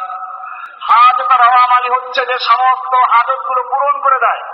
এই সবগুলো ফার্সি শব্দ, বোঝাই যাচ্ছে পীর যেমন ফার্সি শব্দ, পীরের সাথে সংশ্লিষ্ট যত শব্দ সবগুলো ফার্সি শব্দ, ইরানের থেকে আবিষ্কৃত, সিরিয়াদের থেকে আবিষ্কৃত। হাজত রওয়া যে হাজত পূরণ করে, মুশকিল কুশা, ফার্সি শব্দগুলো মাদ্রাসার ছাত্ররা তো অনেক, তারা ভালো করে বুঝবে এগুলো। মুশকিল কুশা অনেক পীরের নামের সামনে লেখা লাগানো থাকে। গেসু দারাজ, গুলফে দারাজ, বান্দা নওয়াজ, আতা বক্স, গঞ্জে বক্স। কি হচ্ছে? গঞ্জ মানে খাজিনা, বক্স মানে দাতা। অর্থাৎ গঞ্জে বক্স মানে হচ্ছে ধনভাণ্ডার যিনি দিয়ে দেন, অকাতরে বিলি করে দেয়, দিয়ে দেয়, দাতা। আল্লাহর রাসূল সাল্লাল্লাহু আলাইহি ওয়াসাল্লাম বলছেন, ইন্নামা আনাল কাসিম আল্লাহু ইউতি, আমি হচ্ছি বন্টনকারী, দাতা একমাত্র কে? ইব্রাহিম আলাইহিস সালাতু ওয়াস সালাম এমন এক সমাজে জন্মগ্রহণ করলেন। ইরাকের সেই সমাজের মানুষেরা শুধুমাত্র আকাশের চন্দ্র সূর্যকে পূজা করত না, মানুষকে পূজা করত। আর পূজা করার কিছু না পেলে পরে রাস্তায় সফরের সময় একটা রঙিন পাথর দেখলে তাকেও পূজা করত। দেখা হো তেরে তর্ক তো তর্ক ঝুঁকা দেয়া, বদিরে তুলসী বসলতা গুনাত, হরিবল বদুয়দ নমস্কার গুনাত। এখন আছে না? তুলসী গাছ দেখলো, চেষ্টা করলো। একটা বরফ দেখলো, চেষ্টা করলো। একটা বড় বট গাছ দেখলো, চেষ্টা করলো। যা কিছু একটু বড় দেখলো ওটাই তার মাবুদ হয়ে গেছে, রব হয়ে গেছে। এরকম একটা সমাজ তোমার বর্তমানে বিরাজমান। এরকম একটা সমাজ ইব্রাহিম আলাইহিস সালাম জন্মগ্রহণ করেছেন। শুধু জন্মগ্রহণ করেছেন ওই সমাজে তা নয়, যে পরিবারে জন্মগ্রহণ করেছেন সেই পরিবার, তার বাপ এবং তার দাদা রাজকীয় ব্রাহ্মণ ছিল। وَإِذْ قَالَ إِبْرَاهِيمُ لِأَبِيهِ آزَرَ أَتَتَّخِذُ أَصْنَامًا آلِهَةً إِنِّي أَرَاكَ وَقَوْمَكَ فِي ضَلَالٍ مُبِينٍ। ইব্রাহিম আলাইহিস সালাতু ওয়াস সালাম স্বীয় পিতা আযরকে সম্বোধন করে বললেন, ইন্নী আরাকা ওয়া কওমাকা ফি যালালিম মুবিন, আমি তোমাকে এবং তোমার গোটা জাতিকে স্পষ্ট গুমরাহির মধ্যে দেখতে পাচ্ছি। মানুষের সামনে সিজদা করছো, মাথা তৈরি করে সিজদা করছো, মানুষকে রব বানাচ্ছ, মানুষকে হাজত পূরণকারী বানাচ্ছ, গাছের পূজা করছো, মাছের পূজা করছো, কচ্ছপের পূজা করছো। আপনার এগুলো সব সিলেট যান না, দেখবেন যে গদার মাছের পূজা হচ্ছে। চট্টগ্রাম যান, কিসের পূজা হয়? কচ্ছপের পূজা হয়। খানজাহানালি চলে যান, কিসের পূজা হয়? কুমিরের পূজা করছে মানুষ, কচ্ছপের পূজা করছে, গদার মাছের পূজা করছে। ল্যাংটা হতে পারলে তো কোনো খবর নেই, ল্যাংটা বাবার পূজা করছে। এর ভিতরে মাল আছে, দাতা দেয়, সব দেয়। এইভাবে এক সমাজে জন্মগ্রহণ করলেন হযরত ইব্রাহিম আলাইহিস সালাতু ওয়াস সালাম। তিনি চিন্তা করলেন মানুষের এই সমস্ত ক্ষমতা নেই, আমার মতো একজন মানুষ, সেও মানুষ, আমিও মানুষ। তিনি বুঝতে পারলেন আল্লাহ তাআলা যেটা স্পষ্ট করে দিয়েছেন, কুল ইয়া আইয়ুহান নাস আনতুমুল ফুকারাউ ইলাল্লাহ, হে নবী আপনি বিশ্ববাসীকে জানিয়ে দিন, ইয়া আইয়ুহান নাস, ওহে দুনিয়ার মানব সকল, দুনিয়ার সমস্ত মানুষকে জানিয়ে দিন, আনতুমুল ফুকারাউ ইলাল্লাহ, তোমরা সব আল্লাহর দরবারের ফকির। তোমাদের ইমাম ফকির, মুক্তাদি ফকির, মাজার ফকির, বাজার ফকির, দরগা ফকির, দুর্গা ফকির, খাজা বাবা ফকির, গাজা বাবা ফকির, ল্যাংটা বাবা ফকির, গেসু দারাজ ফকির, জুলফে দারাজ ফকির, বান্দা নওয়াজ ফকির, গরিব নওয়াজ ফকির, খাজা নওয়াজ ফকির, যত রকম নওয়াজ নেওয়ালা সব ফকির। আল্লাহু হুয়াল গনিয়ুল হামিদ, একমাত্র ধনীকে আল্লাহ সুবহানাহু ওয়া তাআলা। এই স্লোগান শুরু করলেন, তিনি হিদায়াত পেয়ে গেলেন। ইতিহাস আমরা গত জুমায় কিছু বলেছিলাম। প্রথমে তারকার দিকে লক্ষ্য করলেন, তারকাই কি তাহলে আমাদের রব? রাআ কাওকাবান ক্বালা হাযা রাব্বি, তারকা এটা আমার রব। কিন্তু দেখলেন তারকা ডুবে যাচ্ছে, এটা আমার রব হতে পারে না। এরপরে আবার চিন্তা করলেন, পূর্ণিমার চাঁদের দিকে লক্ষ্য করলেন, পূর্ণিমার চাঁদ আমার রব, এটাও রব হতে পারে না। আস্তে আস্তে ছোট হয়ে যাচ্ছে, কয়েকদিন পর চাঁদ ছোট হয়ে যাওয়ার পর দেখাই যায় না। এরপরে যখন সূর্য দেখলেন তখন বললেন, হাদা রব্বি হাদা আকবার, এটা আমার রব, এটা বড়। কিন্তু যখন দেখলেন সূর্য ডুবে যাচ্ছে তখন তিনি সিদ্ধান্ত নিলেন, কোরআন বলছে, ইন্নী ওয়াজ্জাহতু ওয়াজহিয়া লিল্লাযী ফাতারাস সামাওয়াতি ওয়াল আরদা হানিফা ওমা আনা মিনাল মুশরিকিন ইন্নী বারিউম মিম্মা তুশরিকুন ইয়া কওমি, ওহে আমার জাতি, ইন্নী বারিউম মিম্মা তুশরিকুন, তোমরা যা কিছু আল্লাহর সঙ্গে শরীক করছো, চাঁদ সূর্য গ্রহ নক্ষত্র গাছ মাছ কচ্ছপ কুমির, এই সবগুলোকে আমি বর্জন করছি, ঘৃণার সাথে বর্জন করছি। ইন্নী বারিউম মিম্মা তুশরিকুন, সূরা আনআমের ৭৮ নম্বর আয়াতে আছে এটা। ইন্নী বারিউন, আমি সব কিছুকে বর্জন করছি, ঘৃণার সঙ্গে এগুলো থেকে নিজের সম্পর্ক ছিন্ন করছি। মিম্মা তুশরিকুন, তোমরা আল্লাহর সঙ্গে যা কিছুকে শরীক করছো। ইন্নী ওয়াজ্জাহতু, আমি মুতাওয়াজ্জিহ হচ্ছি কার দিকে? লিল্লাহি, আমার চেহারা মুতাওয়াজ্জিহ করছি লিল্লাযী ফাতারাস সামাওয়াতি ওয়াল আরদা হানিফা, তোমরা যেগুলোর পূজা করছো, চন্দ্র সূর্য গ্রহ নক্ষত্র, এই সব কিছুকে যিনি সৃষ্টি করেছেন, আমি একমাত্র তার দিকে মুতাওয়াজ্জিহ হচ্ছি, বাকি সবগুলোকে বর্জন করছি। হানিফান, একনিষ্ঠ ভাবে। ওয়ামা আনা মিনাল মুশরিকিন, আমি মুশরিকদের অন্তর্ভুক্ত নই। পরিষ্কার করে দিলেন, আমি মুশরিকদের অন্তর্ভুক্ত নই। এইভাবে হযরত ইব্রাহিম আলাইহিস সালাতু ওয়াস সালাম যখন ঘোষণা করলেন, তখন কি লোকেরা বসে আছে? আর বাপ আসলে বুঝাতে শুরু করলো, তুমি এগুলো কি করছো? আমার মৃত্যুর পরে এখন বর্তমানে তুমি শাহজাদা, শাহ সাহেব, পীর থাকা অবস্থায় পীর সাহেবের ছেলেকে কি বলে? শাহ সাহেব কি বলে? আর মরলে কি হয়? পীর সাহেব, বদ্দিন আসিন পীর সাহেব। তুমি সর্বনাশ করছো। আমার বংশ অনুযায়ী আমরা পীর চলে আসছি, রাজকীয় পুরোহিত। আমার মৃত্যুর পরে তুমি হবে এই বদ্দিন আসিন, বর্তমানে তুমি শাহজাদা, শাহ সাহেব। কি সর্বনাশ করছো তুমি? তোমার সব চলে যাবে, তোমাকে আমি বাড়ি ঘর থেকে বের করে দিব, এখান থেকে তেজ্য পুত্র করে দিব। ইব্রাহিম আলাইহিস সালাম বললেন, ঠিক আছে, সালামান। কি বললেন? তোমাকে আমি সালাম করছি, চলে যাচ্ছি। বের হয়ে চলে গেলেন। নিজের জন্মভূমি ত্যাগ করতে হলো, বাড়ি ঘর ত্যাগ করতে হলো। শেষ পর্যন্ত জাতিকে আরো বোঝানো দরকার। বাংলেন মূর্তি, যা আগেও আমি বলেছি। এরপরে বিপদ নেমে আসলো, সেই বিপদে আল্লাহ তাআলা সাহায্য করেছেন। বোঝা গেল যুগে যুগে যারা ইব্রাহিম আলাইহিস সালামের মতো হকের আওয়াজ বুলন্দ করবে, তার সমাজ এবং জাতির সমস্ত কুসংস্কারকে তুলে ধরবে, তাদেরকে বাড়ি ঘর চাকরি সবকিছু হারাতে হবে কিনা? সবকিছু হারাতে হয়। সমাজের সমস্ত তাগুত শক্তিগুলো, কাফের এবং মুশরিক শক্তিগুলো, ইহুদি খ্রিস্টানগুলো এবং নাস্তিক মুরতাদগুলো এবং সমাজের স্বার্থবাদী লোকগুলো তার বিরুদ্ধে সোচ্চার হয়ে দাঁড়ায় এবং তাদেরকে সমাজ ত্যাগ করতে হয়, ঠিক কিনা? ইব্রাহিম আলাইহিস সালাম যখন হকের দাওয়াত দেওয়া শুরু করলেন, এবারে তার বাড়ি ঘর ত্যাগ করতে হলো। এমনকি তাকে জীবন্ত আগুনে পুড়িয়ে ভস্ম করার জন্য প্রোগ্রাম করা হলো, নিক্ষেপ করা হলো। ইব্রাহিম আলাইহিস সালামকে আল্লাহ রাব্বুল আলামিন বাঁচালেন, হেফাজত করলেন। তিনি তার সবকিছু ত্যাগ করে এবারে মাত্র 3 জন সাথী নিয়ে রওনা হলেন। একজন স্ত্রী, একজন তার ভাতিজা লূত আলাইহিস সালাম, আর একজন নিজে। এই 3 জন লোক জন্মভূমি ত্যাগ করে সিরিয়া, ফিলিস্তিন, মিশর এবং আরব দেশ ঘুরতে ঘুরতে সব জায়গায় একই অবস্থা। কারণ এই পীর সাহেবরা তো এক জায়গায় না, সব জায়গায় ছড়ানো। এই মূর্তি পুজো করে এক জায়গায় না, সব জায়গায় ছড়ানো। এই শয়তানের প্রেতাত্মা এক জায়গায় বসে নাই। সেজন্য ইব্রাহিম আলাইহিস সালামকে মিশর ত্যাগ করতে হলো, সিরিয়া ত্যাগ করতে হলো, ফিলিস্তিন ত্যাগ করতে হলো। আরব ভূমিতে গিয়ে বারবার দিয়ে ঘুরে ফিরে আবার সেখানে আসতে শুরু করলেন।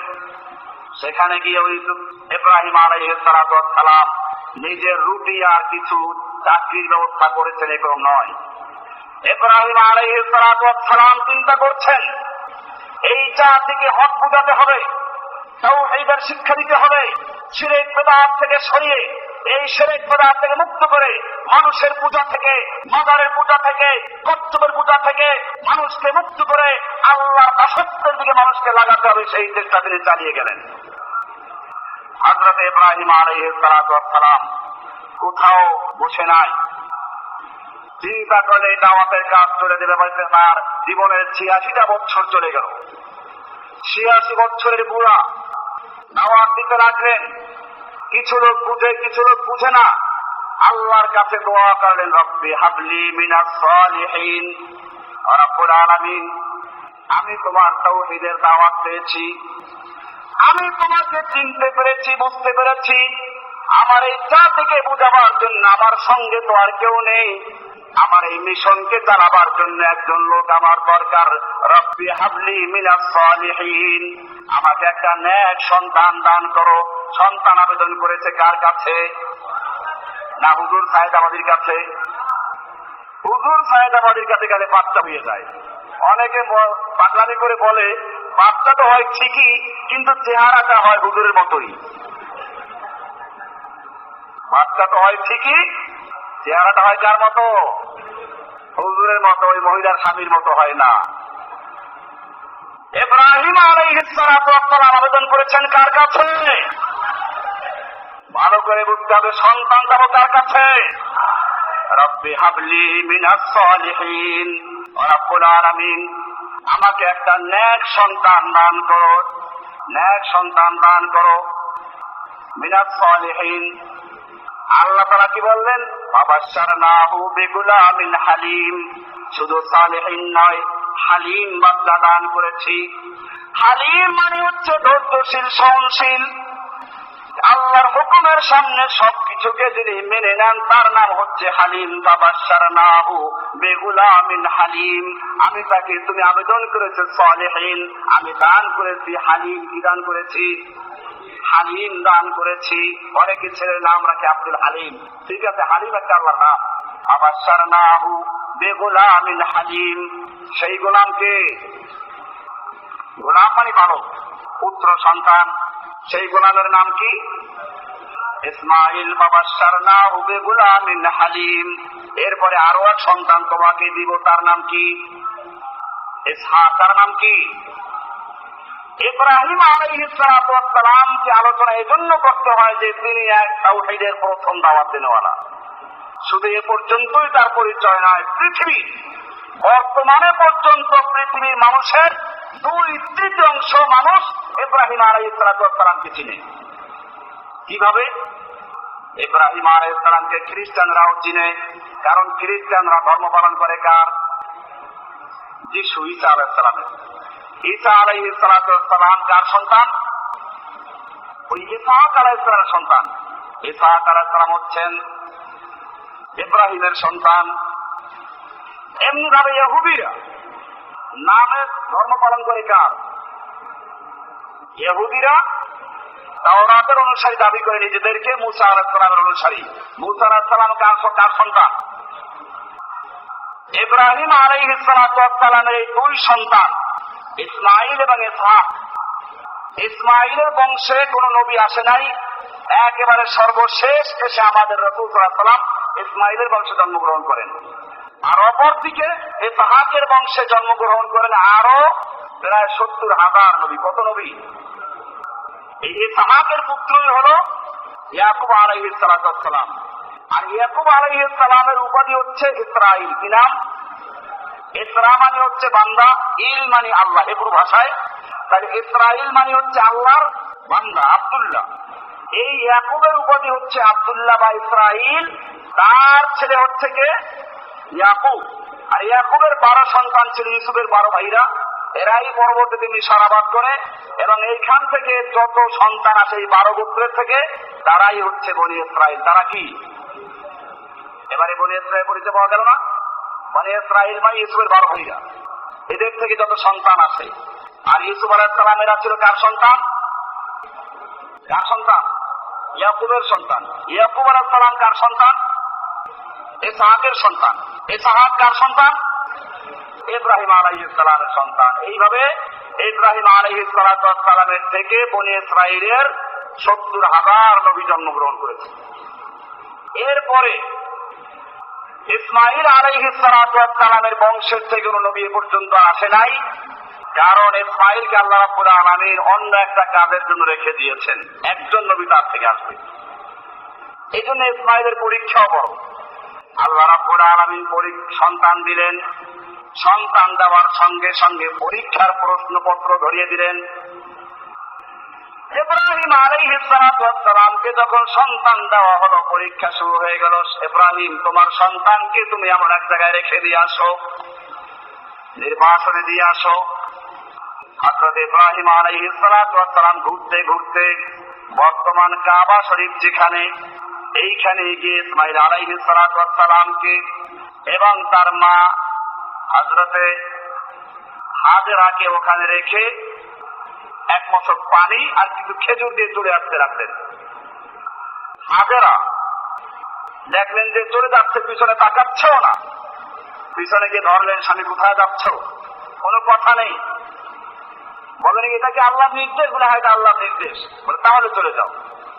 ইব্রাহিম আলাইহিস সালাতু ওয়াস সালাম যখন দূরে চলে গেলেন, যেখানে আর দেখা যায় না, সন্তানের মায়া চোখে পড়বে না, তখন তিনি দোয়া করলেন, রব্বানা ইন্নী আসকানতু মিন যুররিয়াতি বিওয়াদিন গায়রি যি যারইন ইনদা বাইতিকাল মুহাররাম রব্বানা লিয়ুকিমুস সালাতা ফাজআল আফইদাতাম মিনান নাসি তাহফি ইলাইহিম ওয়ারযুকহুম মিনাস সামারাতি লাআল্লাহুম ইয়াশকুরুন। রব্বুল আলামিন, আমি আমার পরিবারকে, আমি আমার সন্তানকে, আমি আমার বৃদ্ধ বয়সের কলিজার টুকরা সন্তানকে তোমার পরীক্ষা দিতে গিয়ে এমন এক জায়গায় রেখে গেলাম, বিওয়াদিন গায়রি যি যারইন, যেখানে কোনো ফসল নাই, পানি নাই, সবুজের কোনো ছায়া নেই, ইনদা বাইতিকাল মুহাররাম, তবে একটা জিনিস সেখানে আছে, তোমার ঘর সেখানে আছে। ঘর পাইল তুই? ঘর তো এখন হয় নাই। ইব্রাহিম আলাইহিস সালামকে বোঝানো হয়েছিল এইখানে তুমি ইসমাইলকে নিয়ে ঘর তৈরি করবে। ইসমাইলকে কিছু না বলে চলে যাচ্ছেন। ইনদা বাইতিকাল মুহাররাম, তোমার পবিত্র হারাম শরীফের কাছে আমি রেখে যাচ্ছি।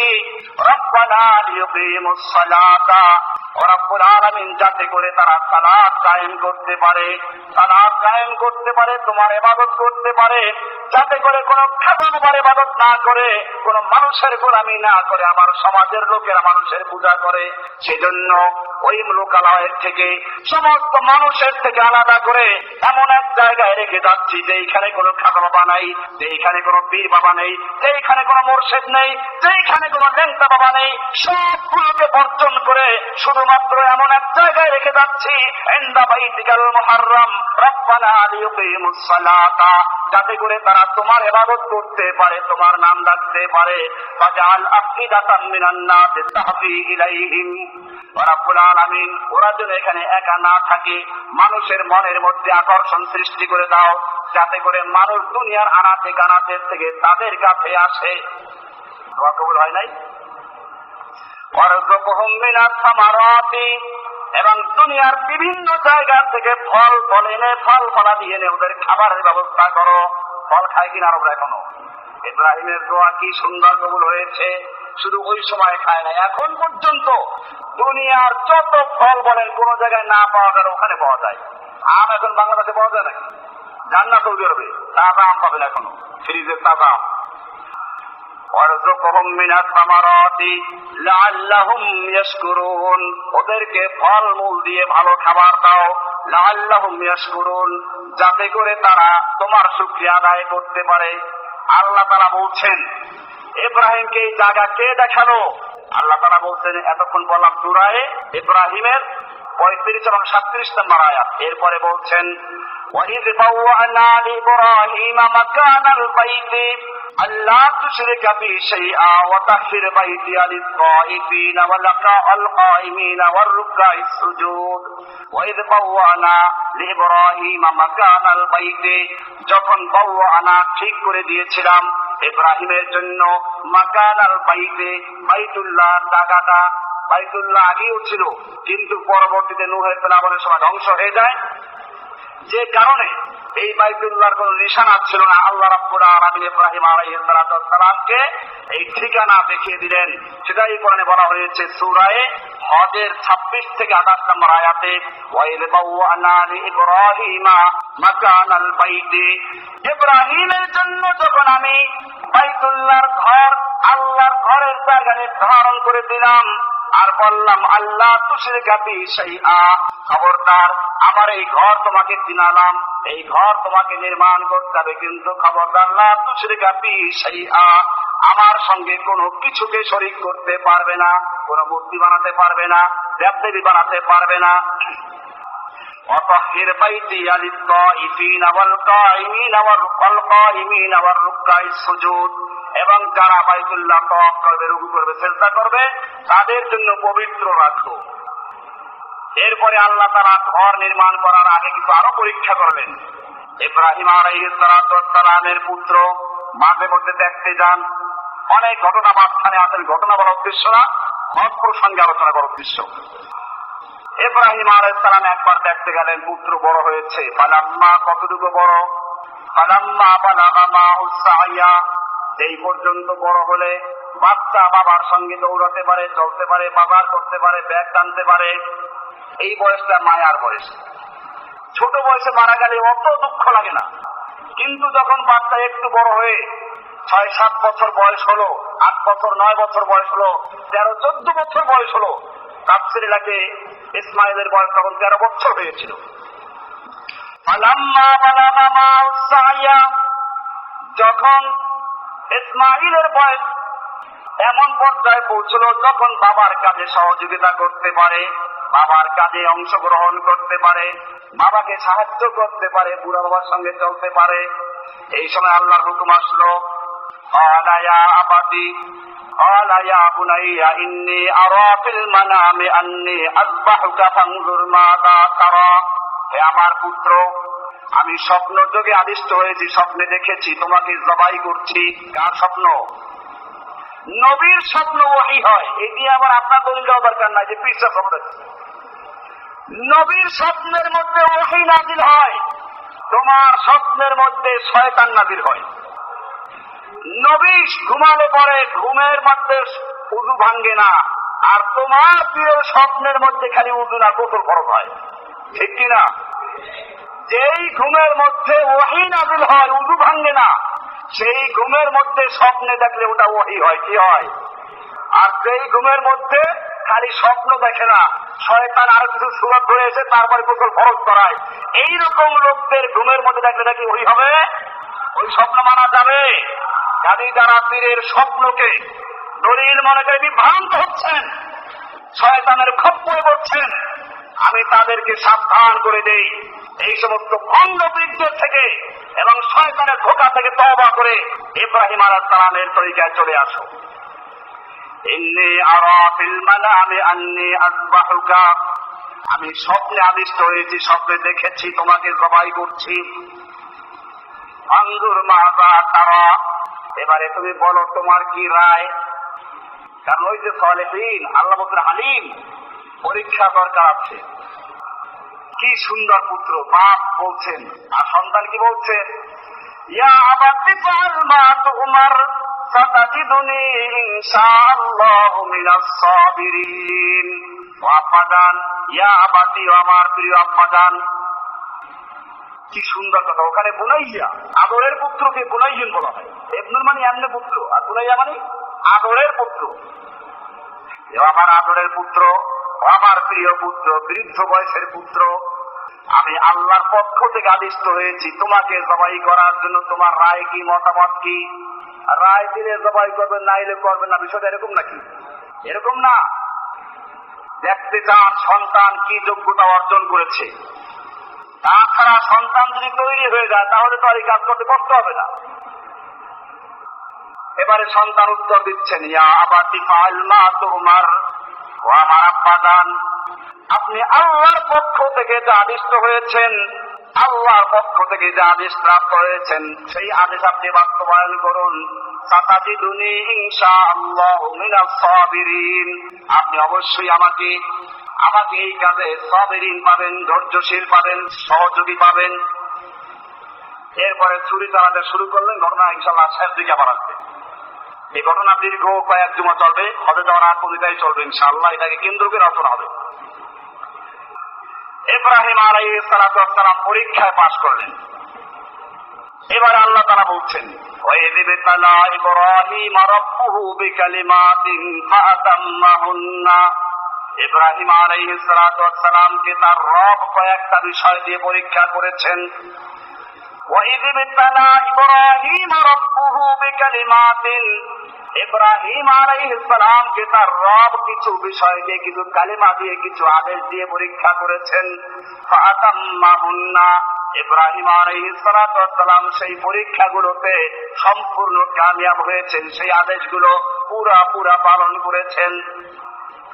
এবারে আল্লাহর হুকুম যখন কেউ ঠিক মতো পালন করে পরীক্ষায় পাস করে, আল্লাহ তাআলা কি করেন? পুরস্কার দান করেন।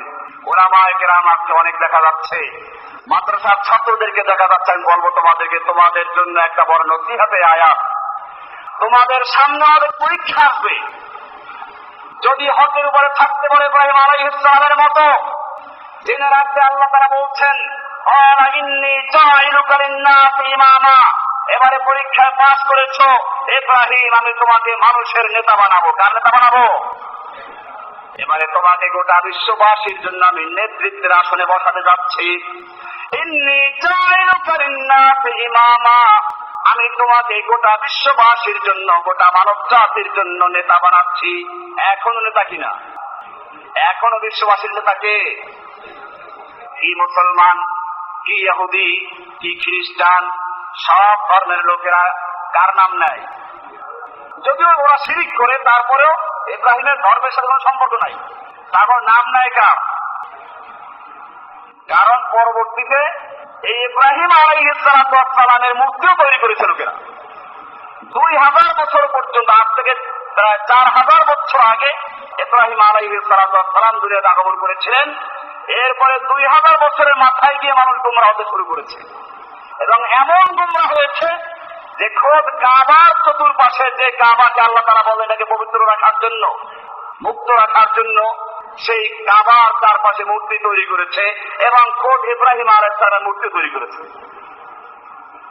যে ইব্রাহিম আলাইহিস সালাতু ওয়াস সালাম মূর্তি ভাঙলেন, যে ইব্রাহিম আলাইহিস সালাতু ওয়াস সালাম দোয়া করতে গিয়ে বলেছিলেন, ও আমার রব, وَإِذْ قَالَ إِبْرَاهِيمُ رَبِّ اجْعَلْ هَذَا بَلَدًا آمِنًا هَذَا الْبَلَدَ آمِنًا। কি সুন্দর দোয়া করেছেন ইব্রাহিম আলাইহিস সালাম। এই দোয়াগুলো বললেও কয়েকদিন লাগবে, যেন আমি সংক্ষেপ করছি। وَإِذْ قَالَ إِبْرَاهِيمُ رَبِّ اجْعَلْ هَذَا الْبَلَدَ آمِنًا, ও আমার রব, এই শহরটাকে নিরাপত্তার শহর, নিরাপদ শহর ঘোষণা করুন, নিরাপদ শহর।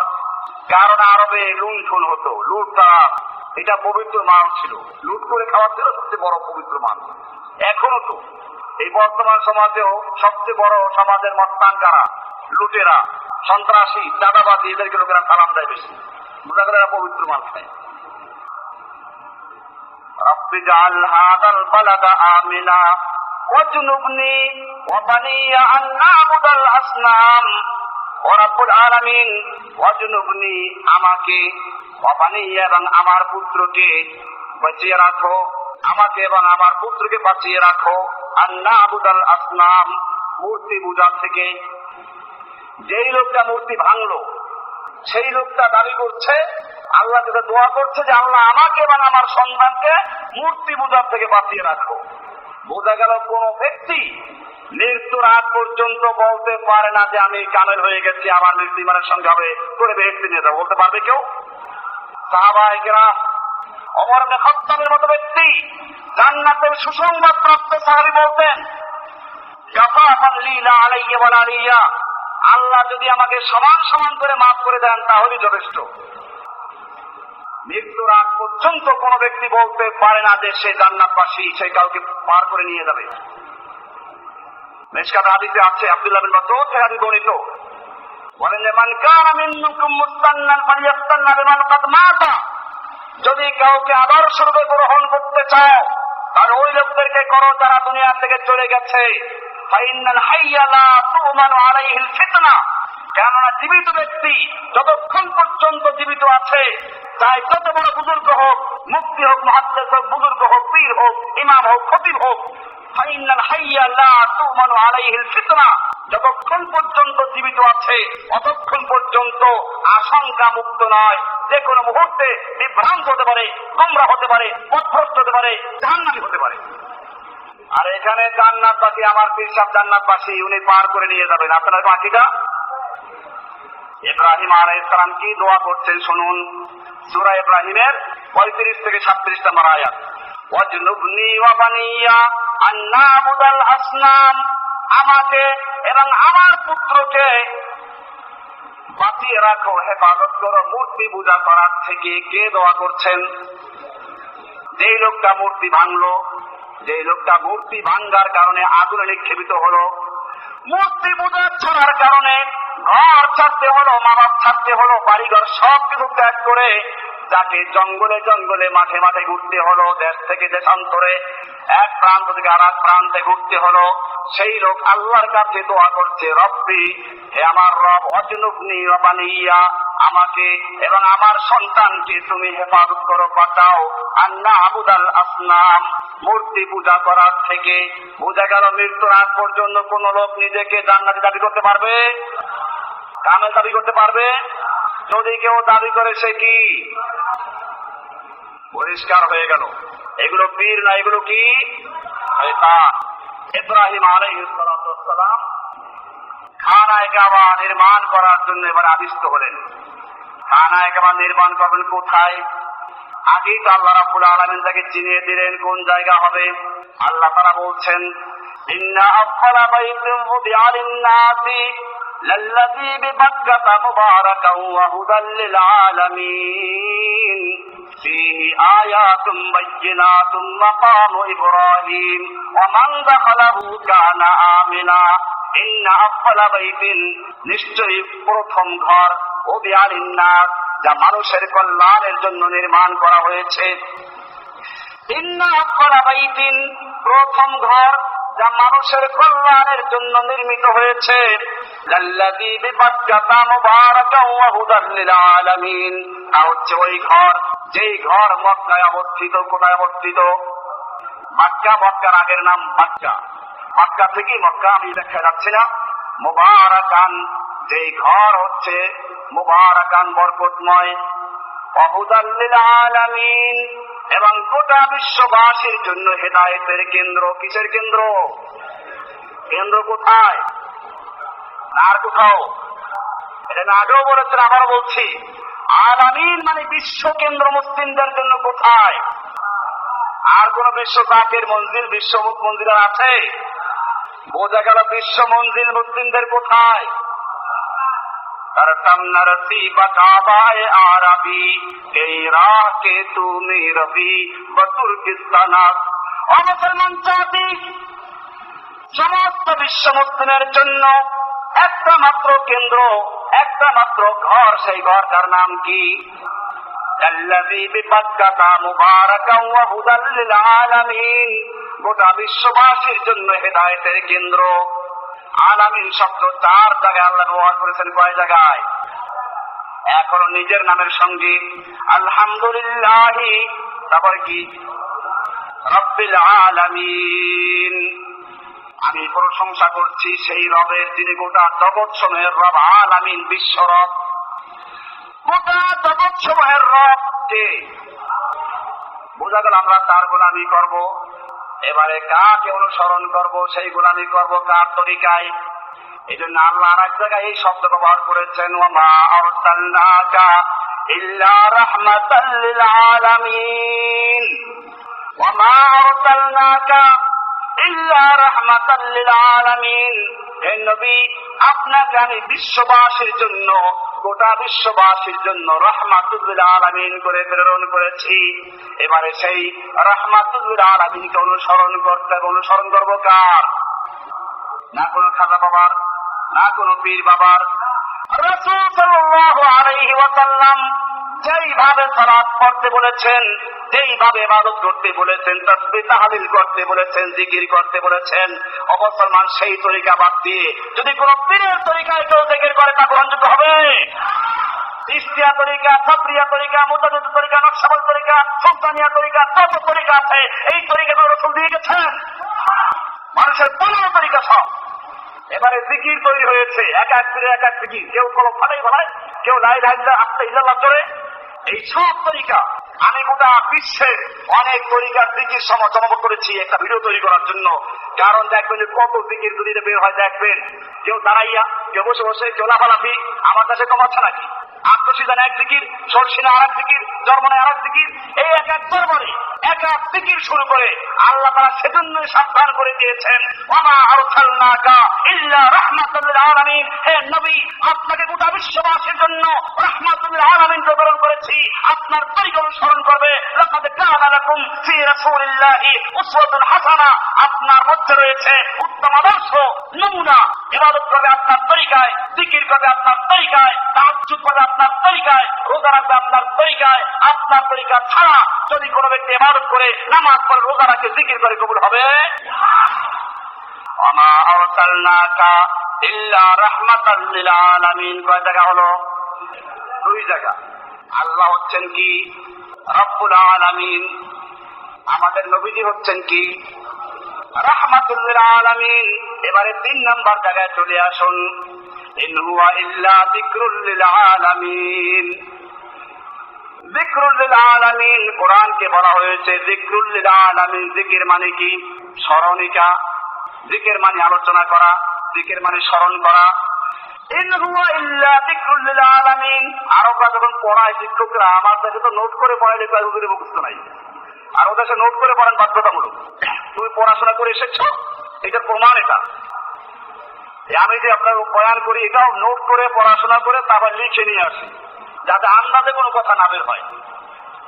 ওয়ামা আরসালনাকা ইল্লা রাহমাতাল লিল আলামিন। 3 নম্বর জায়গায় আমরা এসেছি। আল্লাহ রাব্বুল আলামিন এই পবিত্র কোরআন সম্পর্কে বলেছেন, ইন হুয়া ইল্লা যিকরুল লিল আলামিন। কোরআন হচ্ছে যিকরুল লিল আলামিন, মানে গোটা বিশ্ববাসীর জন্য মুযাক্কিরা, উপদেশ বাণী, স্মরণিকা। এইটার থেকে মানুষ স্মরণ করবে, খুঁজে পাবে যে আল্লাহ তাআলা কি আদেশ করেছেন, কি আদেশ করেন নাই। সূরায়ে, এটা আছে সূরা তাকবীরের, সূরা তাকবীরের শেষ দিকের আয়াত, ইন হুয়া ইল্লা যিকরুল লিল আলামিন লিমান শাআ মিনকুম আইয়াস্তাকিম। যেই ব্যক্তি সোজা রাস্তায় চলতে চায় তার জন্য এই কোরআন হচ্ছে যিকরুল লিল আলামিন। কোরআন কি? কোরআনের নাম কি? গোটা বিশ্ববাসীর জন্য স্মরণিকা, গাইড বুক।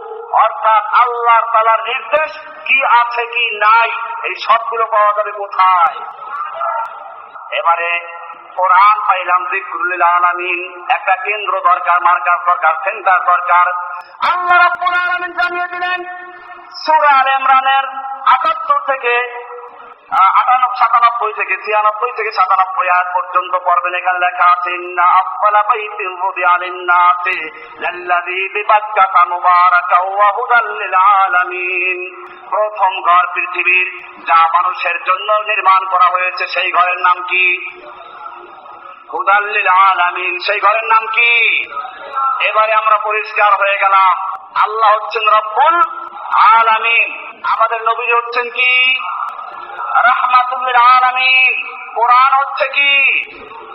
যিকরুল লিল আলামিন। সূরা তাকবীরের শেষের আয়াতগুলো। এরপরে বাইতুল্লাহর নাম কি? হুদাল লিল আলামিন। তার মানে হচ্ছে রব্বুল আলামিনের নির্দেশ পালন করবে। হুদাল লিল রাহমাতুল লিল আলামিনের তরিকা অনুসরণ করে, আর কোন তরিকা নাই।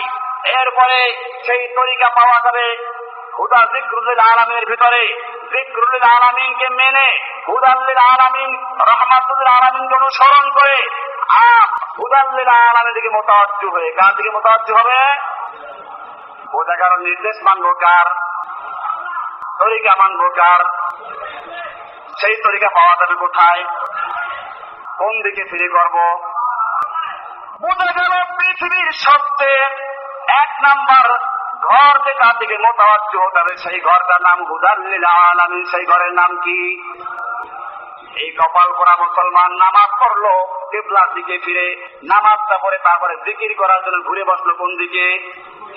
পীর বাবার দিকে। দেখেন নাই ঘুরে? অনেক আছে এরকম, নামাজ পড়ার সময় আল্লাহর ঘরের দিকে ফিরে ঠিকই পড়ে, এখন পর্যন্ত ওটা ফিরিতে পারে নাই, কিন্তু নামাজ শেষ করলো এবং আস্তে ঘুরে গেছে, দেখবেন একটু বাঁকা হয়ে গেছে। কোন দিকে গেছে? কিছু ঠিক পান নাই কোন দিকে গেছে? ঠিক পাবেন, ঠিক পাবেন এগুলো। আল্লাহ সুবহানাহু ওয়া তাআলা আমাদের সকলকে এই কথাগুলোকে বুঝার এবং আমল করার তৌফিক দান করুন।